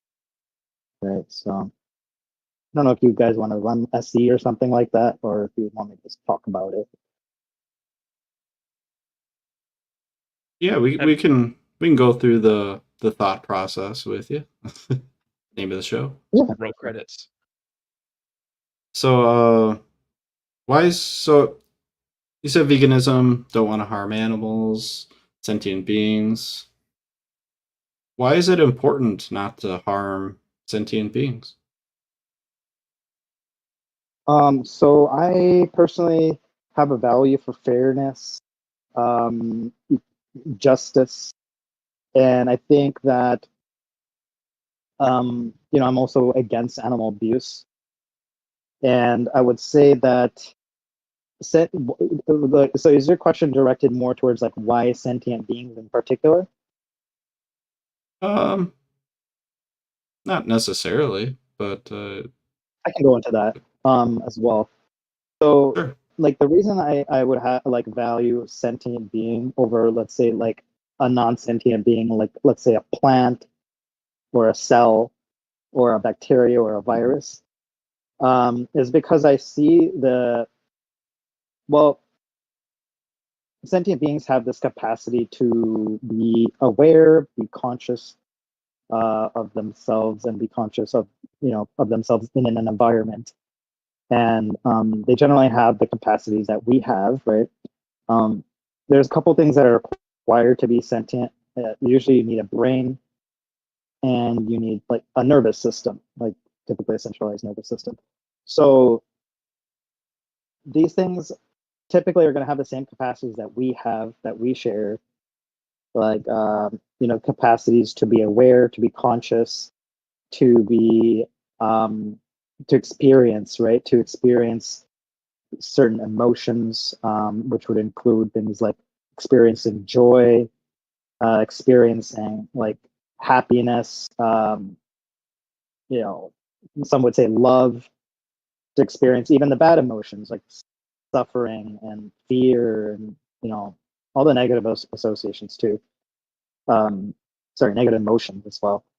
So for a being that has these capacities to experience these things that I experience, like pain, suffering,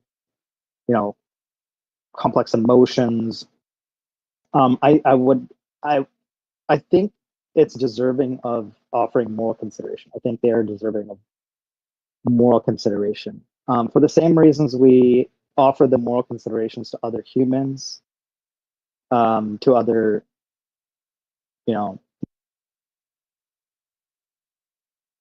Did we lose him? He muted himself. Oh, sorry about that. That was actually my cat. My cat muted me right when I mentioned non-human animals. He just jumped on my laptop.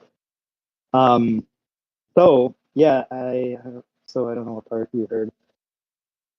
Oh yeah, so like I think non-human animals also deserve moral consideration, just like we do, right?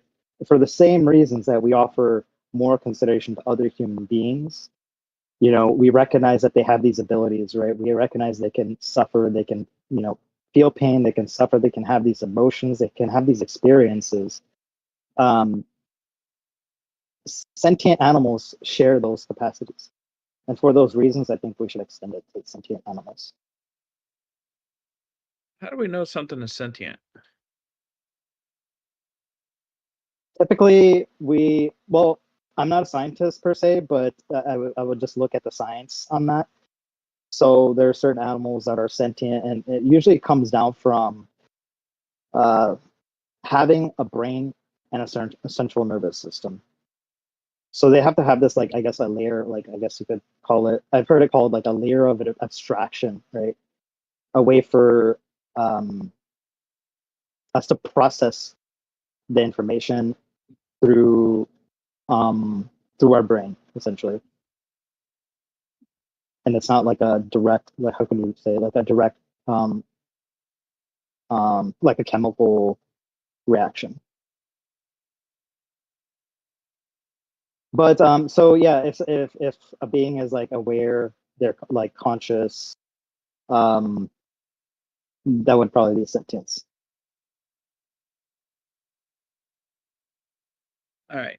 So we've done an I think we've actually done like a pretty deep dive on this with you specifically on this, and we've done a number of things. I kind of want to ask like a different question. Yeah, totally. Yeah, that's fine. Do you think that maybe if you look at it zoomed out on a grander scale, that humans are also kind of factory farmed for labor resources and consumption by, I don't know, wealthy people? I don't think so. I don't think we're factory farmed at all. I think we have a level of autonomy, bodily autonomy. I mean, you could make an argument that we are controlled in some manner, but definitely not factory farmed. Definitely not to the scale of how animals are treated, right? So, like, they don't have any sort of control over their bodily autonomy. They're stuffed into cages or warehouses. They don't ever see the sunlight or breathe fresh air. Feel like the wind blowing on their skin. Like, they're living on their feces and urine. Like, they don't really have this sense of like autonomy. And yeah, you can make this argument of like this economic control that is imposed onto humans, but that's not what I'm talking about. Sure. Yeah. But what if we gave, sunlight, more freedom, choices? We gave them like choices of TV shows. They go change channels. And I'm being a little facetious here, like, but No, I at the get you. same time, would slaughter be okay if they had the autonomy that humans do for the life up until that point? If it's necessary. So if the slaughter is necessary for our survival, then I would say it's justified. If it's not, then I still see that being a harm Unnecessary. imposed onto them. Okay. Yeah. So Yeah. for example, like if we were to like farm humans, let's say we want their organs or something like that, we treated them really nicely. You know, they had bodily autonomy, and then we one day we just killed them. You know, like they were just stuck in this place and they had no choice. We would just kill them. Um, I would still say that as wrong, because we're stealing their lives from them, and that's something that they value. Hmm. Fair enough. I know you wanted to take this in a different direction, David. Do you mind if I take this in a third completely different direction? Okay. Yeah. I'll allow it. All right. So, Mr. Dingus, we're talking about veganism. I know you're really passionate about that, and we can keep it on that subject. One thing I'm wondering is kind of the strategy. What would you like to see done in the world with this information about animals and them being Right. sentient and not desiring harm to them? Well, I'm hoping to have some sort of impact in the world with this information. I think that all change begins with information. And so that being like a fundamental step, you know, once people get this information, um, they're going to be more aware of what's going on, right? So this is kind of like my idea, I guess, is like the plateaus that I have in my mind. So information is the very first plateau, right? So in order to be aware of something, you need to have information.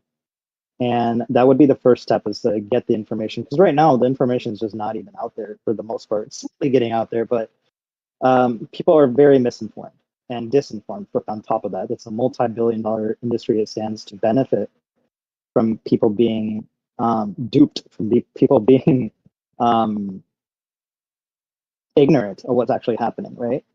So there's a lot of disinformation and misinformation out there. So the first step is information, absolutely.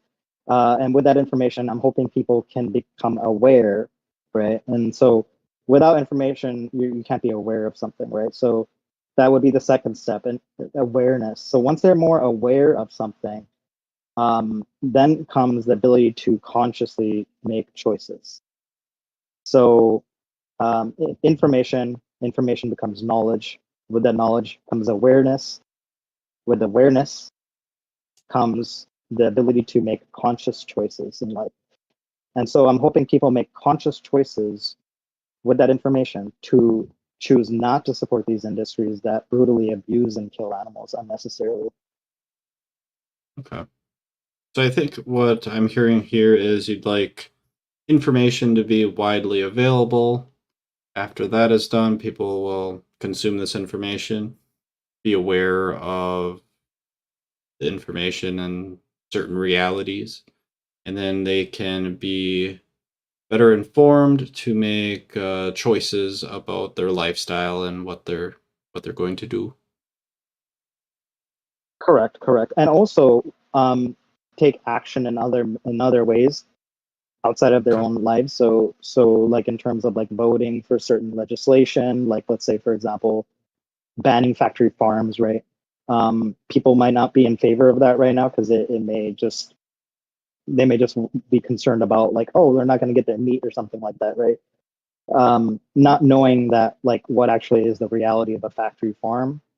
I think when people might actually know the reality of factory farming, that like 98% of animal products comes from a factory farm, they may actually choose to vote against it, right? Yeah.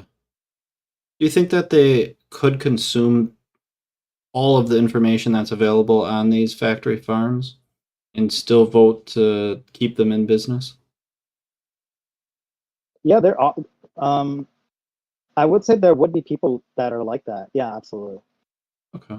What There would be people that are like separates that. what separates a person who votes yes to keep factoring farms and a person who votes no to keep no to don't keep factory farms, but has consumed all the same information? Consume all the same information. Well, when you're saying consume all the same information, I don't know if that's going to be possible per se. Let me change it up a little Um, bit. okay. They agree on the facts of factory farms. Both are aware of what they're like. Oh, okay, yeah. So there's several things that can play into it.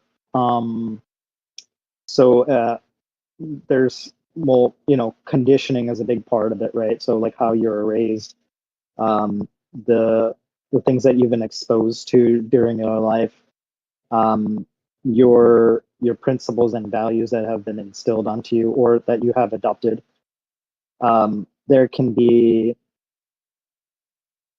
certain um, biases, right? There can be like cognitive biases that can sway you in one direction or the other. Um, there's just a lot. So we're also bombarded with like constant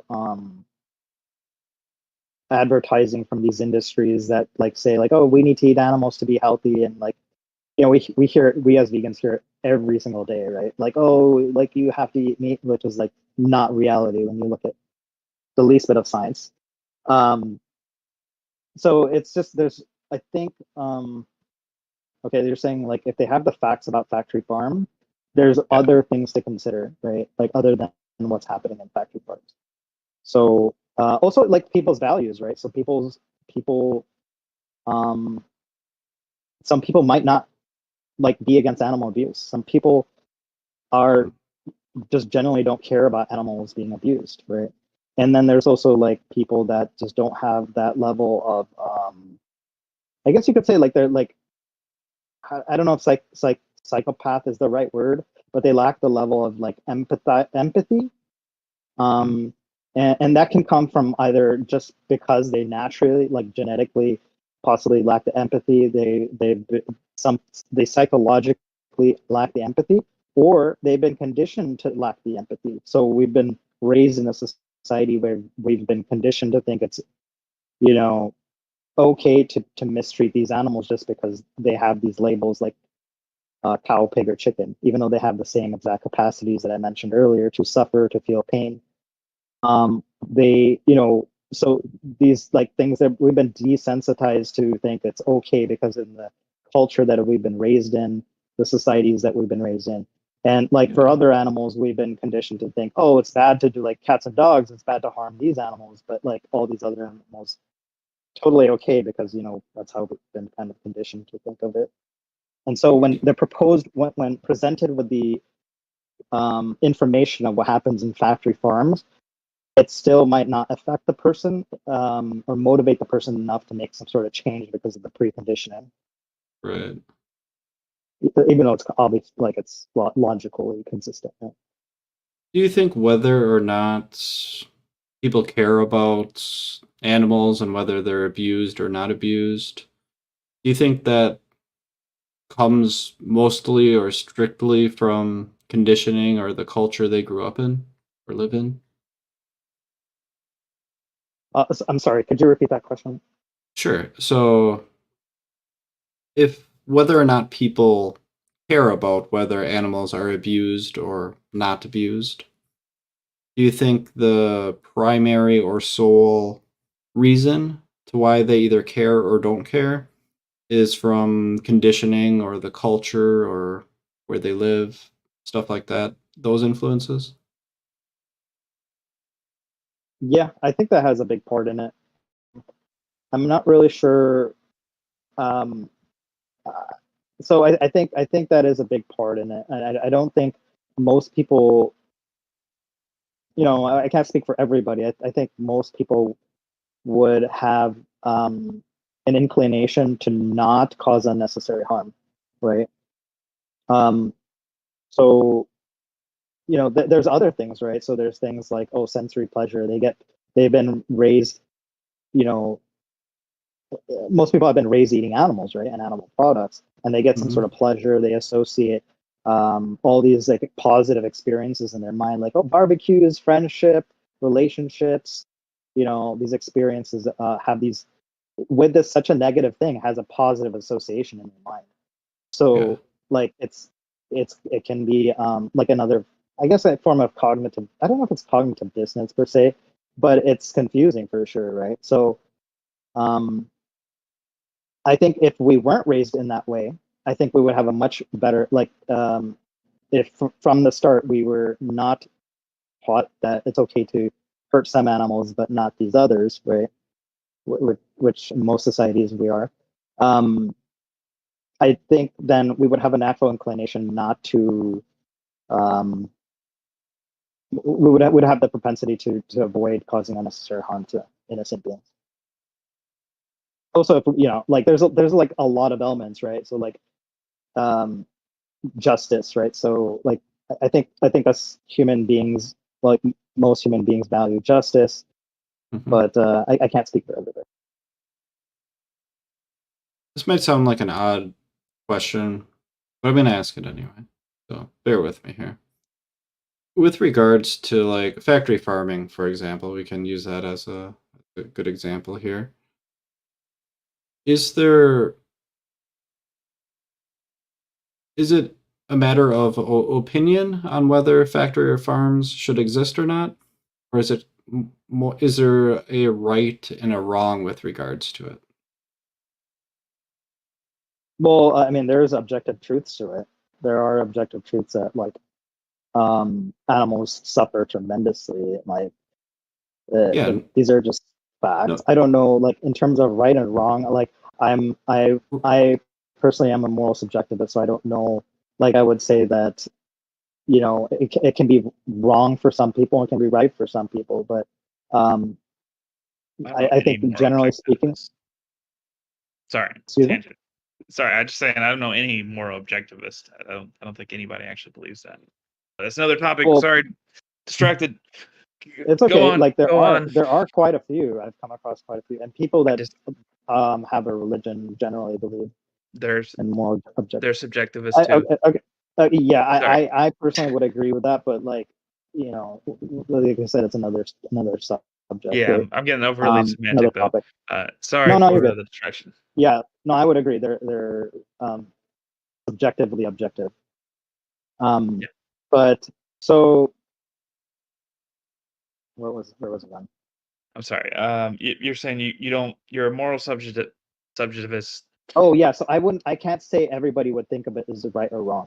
I can't say what any other people would say is right or wrong. But what I can say is most people I talk to about this subject, which is I've talked to hundreds of people about this topic. I'm a vegan activist. Actually, we have a room in this server. It's called Vegans Are Better. If you guys ever want to join it.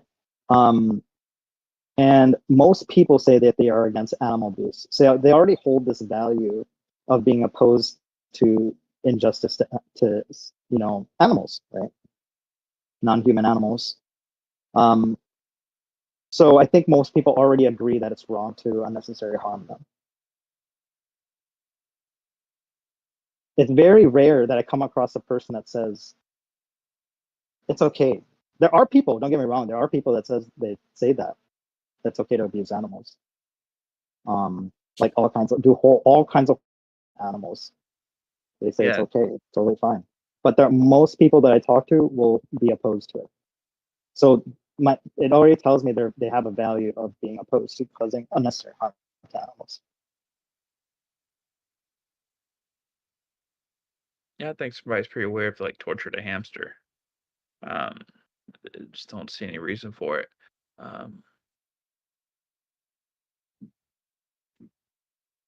But I think people might argue with a reason. Let me ask you. Let me shift it one more time. Here we go. Okay. I got one more shift for you. David in his final form. Sorry, go ahead. Best case scenario. Okay.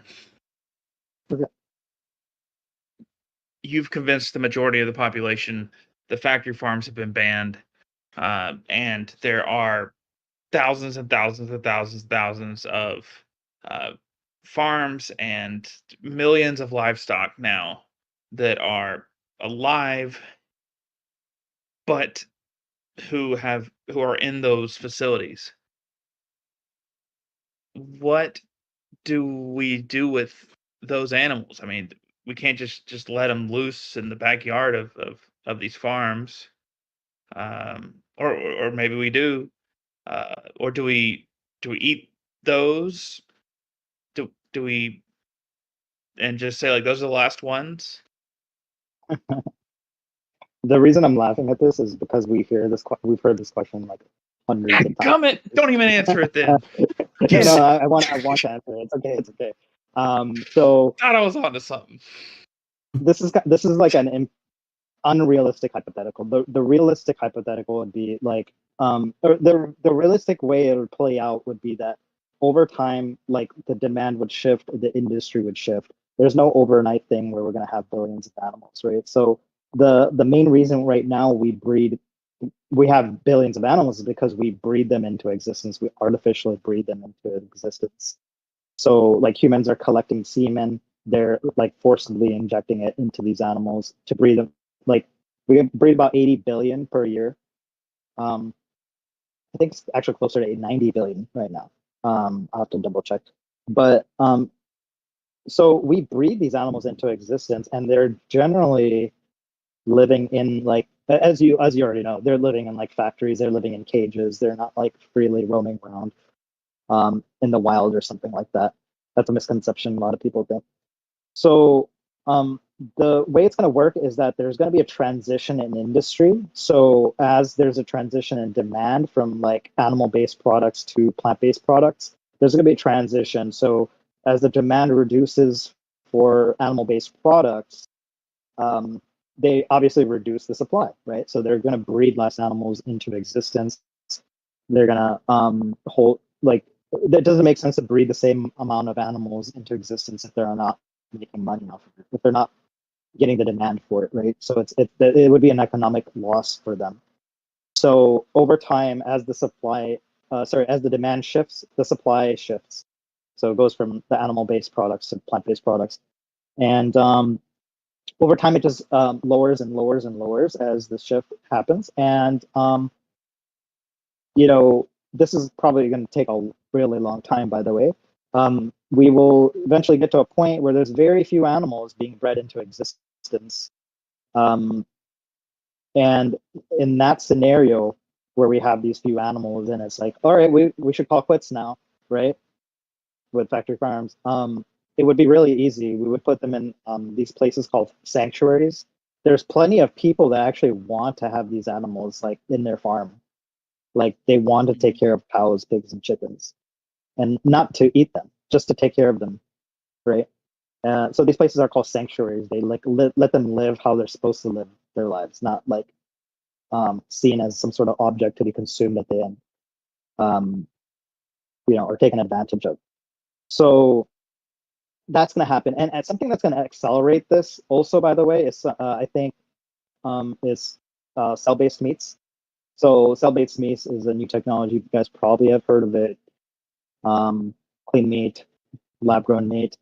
So this is, this technology is definitely going to like displace the industry of factory farming, where it's going to be unnecessary.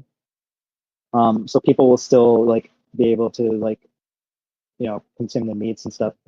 I think people are like without scared having of that, but like some people are. It does half have of the food, like half negative- of our meat is like packed in with 90% of added ingredients, preservatives, and like, I mean, you get like a burger at a fast food place. I mean, that thing ain't 100% meat. Yeah, exactly. Like, what do you think is in your meat right now? I mean, like these animals like live in their own feces. Like, what do you think is in a hot dog? What do you think is in a sausage? Like, these are like things like people like don't consider, right? But like clean meat, there's a reason it's called clean meat, right? Cell-based meat is because it's in a lab. It's the most sterile environment. And like I said, like every piece of meat you're consuming around is covered in feces, like has feces on it, right? Has some level of feces and urine They I live think in that's their own part of shit. the appeal for some. But I don't know about that. I don't know about that being an appeal. Maybe. So like clean meat is it's definitely gonna be like it's literally molecularly the same thing. Like it's like muscle tissue, fat tissue, and but it it's sounds the like we're cleanest gonna get that at the form. same time we get cloning, and like we're gonna make new limbs and stuff. Yeah. It's just gonna Yeah, happen at the same exactly. time. The So world's it's the changing. exact it's the thing that people are used to eating, right? And some people are just going to be really stubborn about not giving up, and that's going to be there for them. And like I said, that's going to displace the industry, not so much because people are going to be like rejecting animal abuse or something like that, mostly because it's going to be cheaper for the industries. So it's just the case that it's much more um, it's just much more resourceful, right? So in terms of animal agriculture, it's literally the worst in terms of resources. We use so much water. We like pollute the earth. I don't know if you guys know about the environmental destruction, but animal agriculture is leading cause of species extinction, rainforest destruction, oceanic dead zones, and one of the top 3 in greenhouse gases. So it is like literally the beast.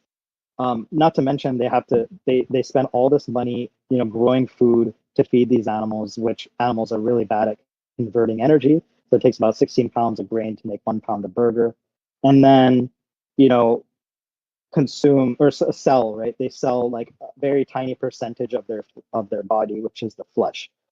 When and then they need the real estate to do it. So it's very expensive for these companies. And very resource intensive. So the technology of clean meat and precision fermentation is just gonna shift it's gonna shift the industry over to that. No question, because it literally is the same thing. Yeah, and at first it's gonna have a negative like stigma. It had like, oh my god, lab grown meat, like what all these chemicals went. Literally the chemicals are like, like literally their flesh cells, like muscle cells and fat cells. So it's the chemicals you want to worry about is actually in the meat that you're currently consuming, right? I don't know if you know that, but like, yeah, there's chemicals in there. I know. But yeah, sure, some people are gonna be scared of it, but I'm fairly certain that's gonna displace the industry. So that will accelerate the removal of factory farms, and towards the end, we'll have very few, and we'll be looking back on this day like, whoa, humans used to kill and eat animals, like they used to like breed them and like torture them and kill and eat animals, like crazy.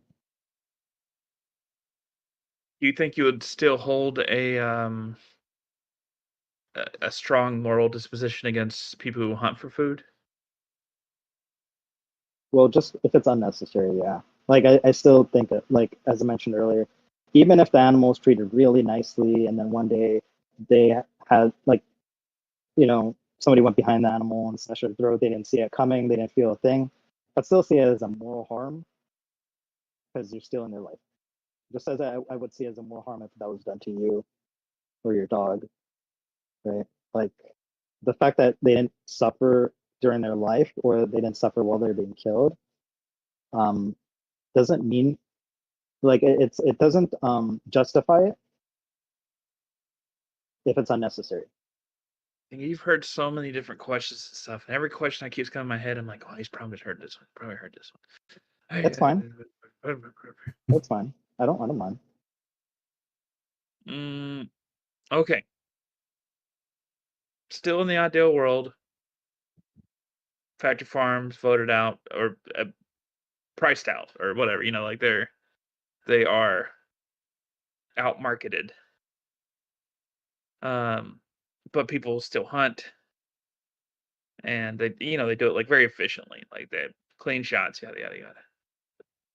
Mhm. In that scenario, would that be more merciful for the animal than potentially being mauled by a predator? Because it's likely that's how it's going to go out anyways, like a deer. Yeah, I don't know. Like, I'm not really sure um, how long they live or how they die exactly. But I just don't think that us as humans have the and I don't know if it's more merciful, but again, it's like the intent there is not so much showing mercy for the animal. The intent there is more so like, hey, I want to kill this animal so I can eat Yeah, them. yeah, Right? sure. If it was in the best interest of the animal, and that was the case, that hey, like this animal was going to suffer like dramatically, and sure, you can make that argument, but it seems like for example, like like if like my dog was really sick and there was like I've tried everything and the dog was just suffering tremendously and it was just like hating life. And um I think maybe the best choice might be to like put the dog down But the so they're focus is not on the suffering. animal. Yeah, Yeah, so I'm I looking hear for what the you're best saying. interest of the animal. Now there are some wild like you might hear some wild stuff from other vegans about like predator culling and stuff. I don't really have a position on that. Not Yeah, I yet, mean at it's least. still another animal dying Yeah. Yeah, with exactly. your hand. So So logically, it seems good. It seems good, but I haven't taken a position on that yet. you gotta do I have to one, think about that more. then you're Yeah, of that's course, terrible. sure. I'm sure there's That's others I want to talk to. hey, man. The thing is, I'm gonna next time I talk to you, I'm gonna have an engaging question because All right, man. I wanna No, you're good. I appreciate it. any I appreciate questions it, you man. have for us? Um, I don't know. Have you guys considered being vegan or no?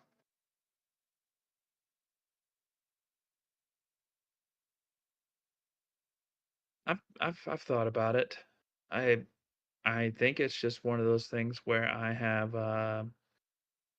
legit just not pulled up the fortitude to face all the reality of it. I think just to be completely candid, Yeah, it's very inconvenient yeah, for my life, and I know that sounds rough from somebody who has a broader perspective than I, and I'm sorting through it. But I mean, honestly, that's where I'm at. Just to be candid.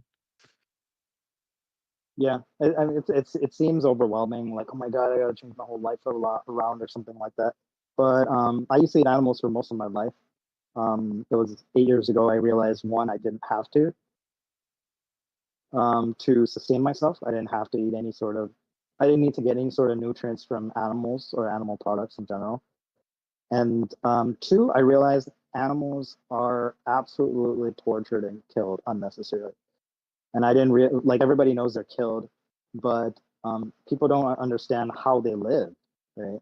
They live like in absolute misery and torture. And like if if we were to replace that animal with like a dog or a cat, like everybody would be up in arms.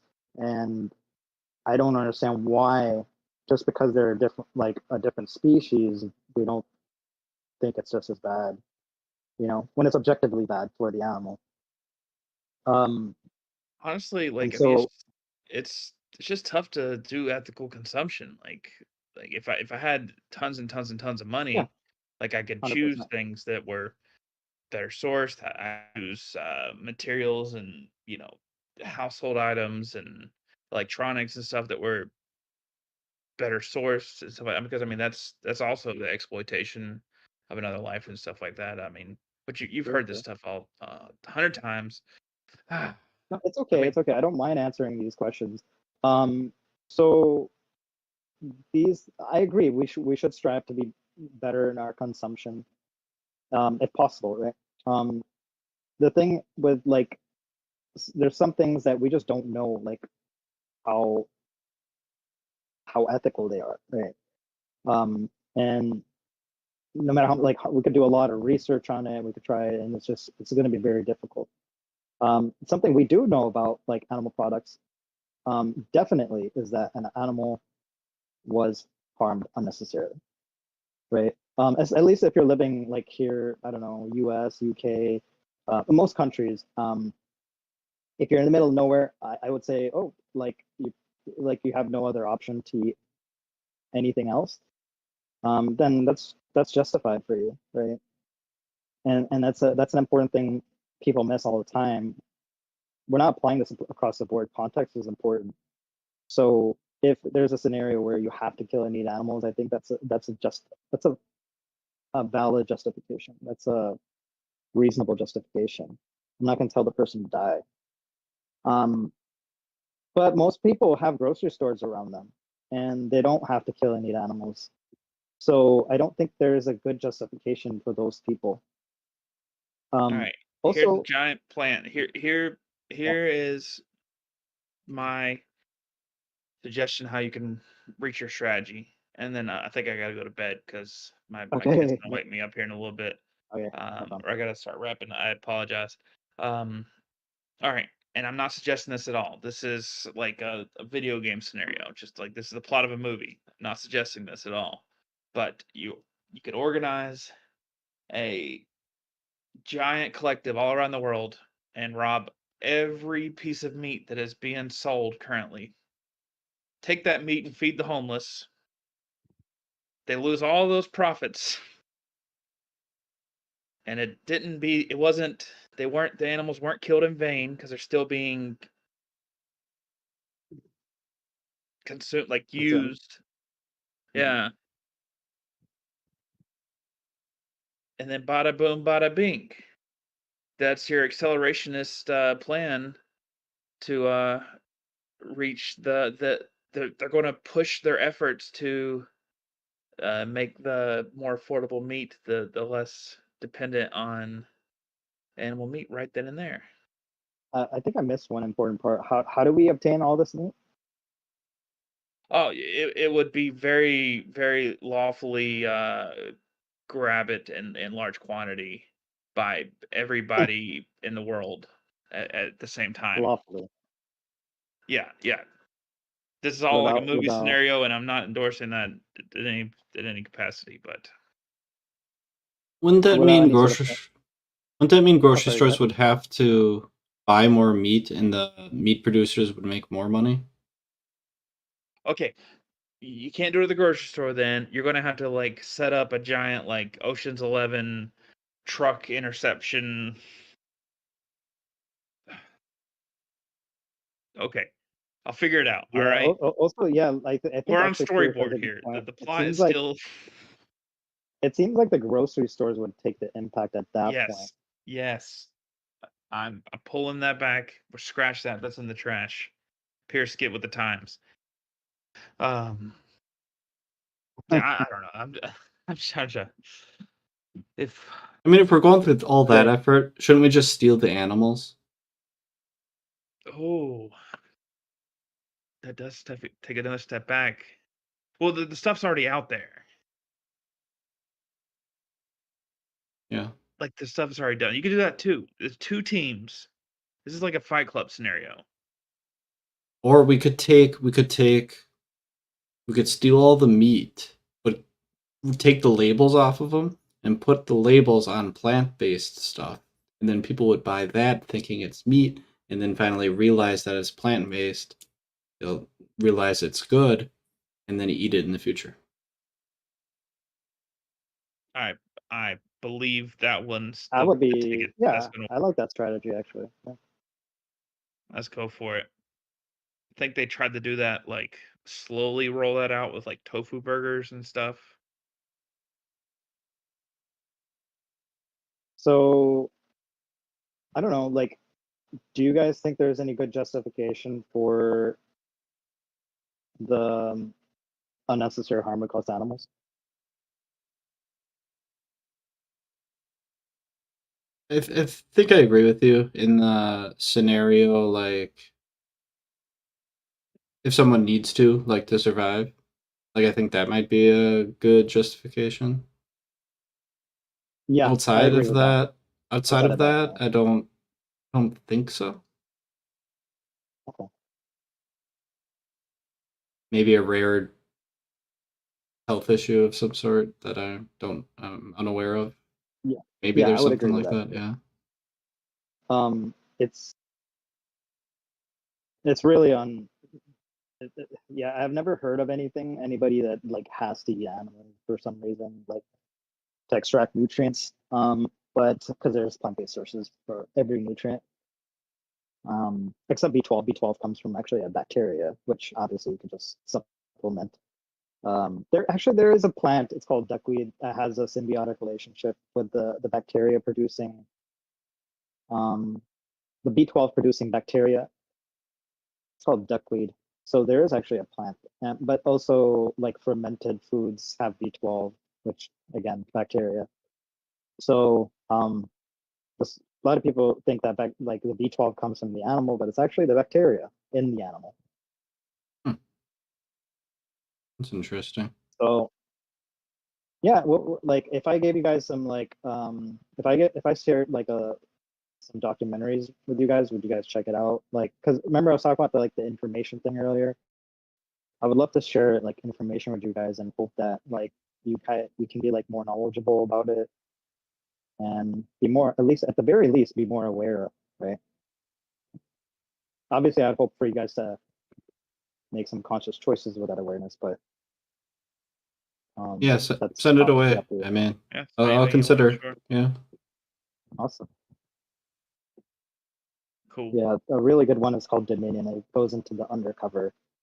You guys might have heard of it or seen it. It's called Dominion, and it's the undercover footage of factory farming. I think is where Chase. most people. Yeah. I think a friend just sent us that. Oh yeah, Chase. Yeah, Chase. Yeah. If you have Chase on social media, you see it at least once a week, if not more. Yeah, I've met Chase actually in person. He's awesome. Yeah, he is. Yeah. Well, I'll let you guys get to it. Yeah, appreciate you chatting. Thanks for Of course. you talking about your thoughts and exploring the crazy hypotheticals that came about. Yeah, I appreciate it. Thanks for having me up here. You're welcome. Catch you next time. All right, later, guys. All right. We're calling it a night, David. Yes. All right. With that being said, no extra words. Let's just play that outro.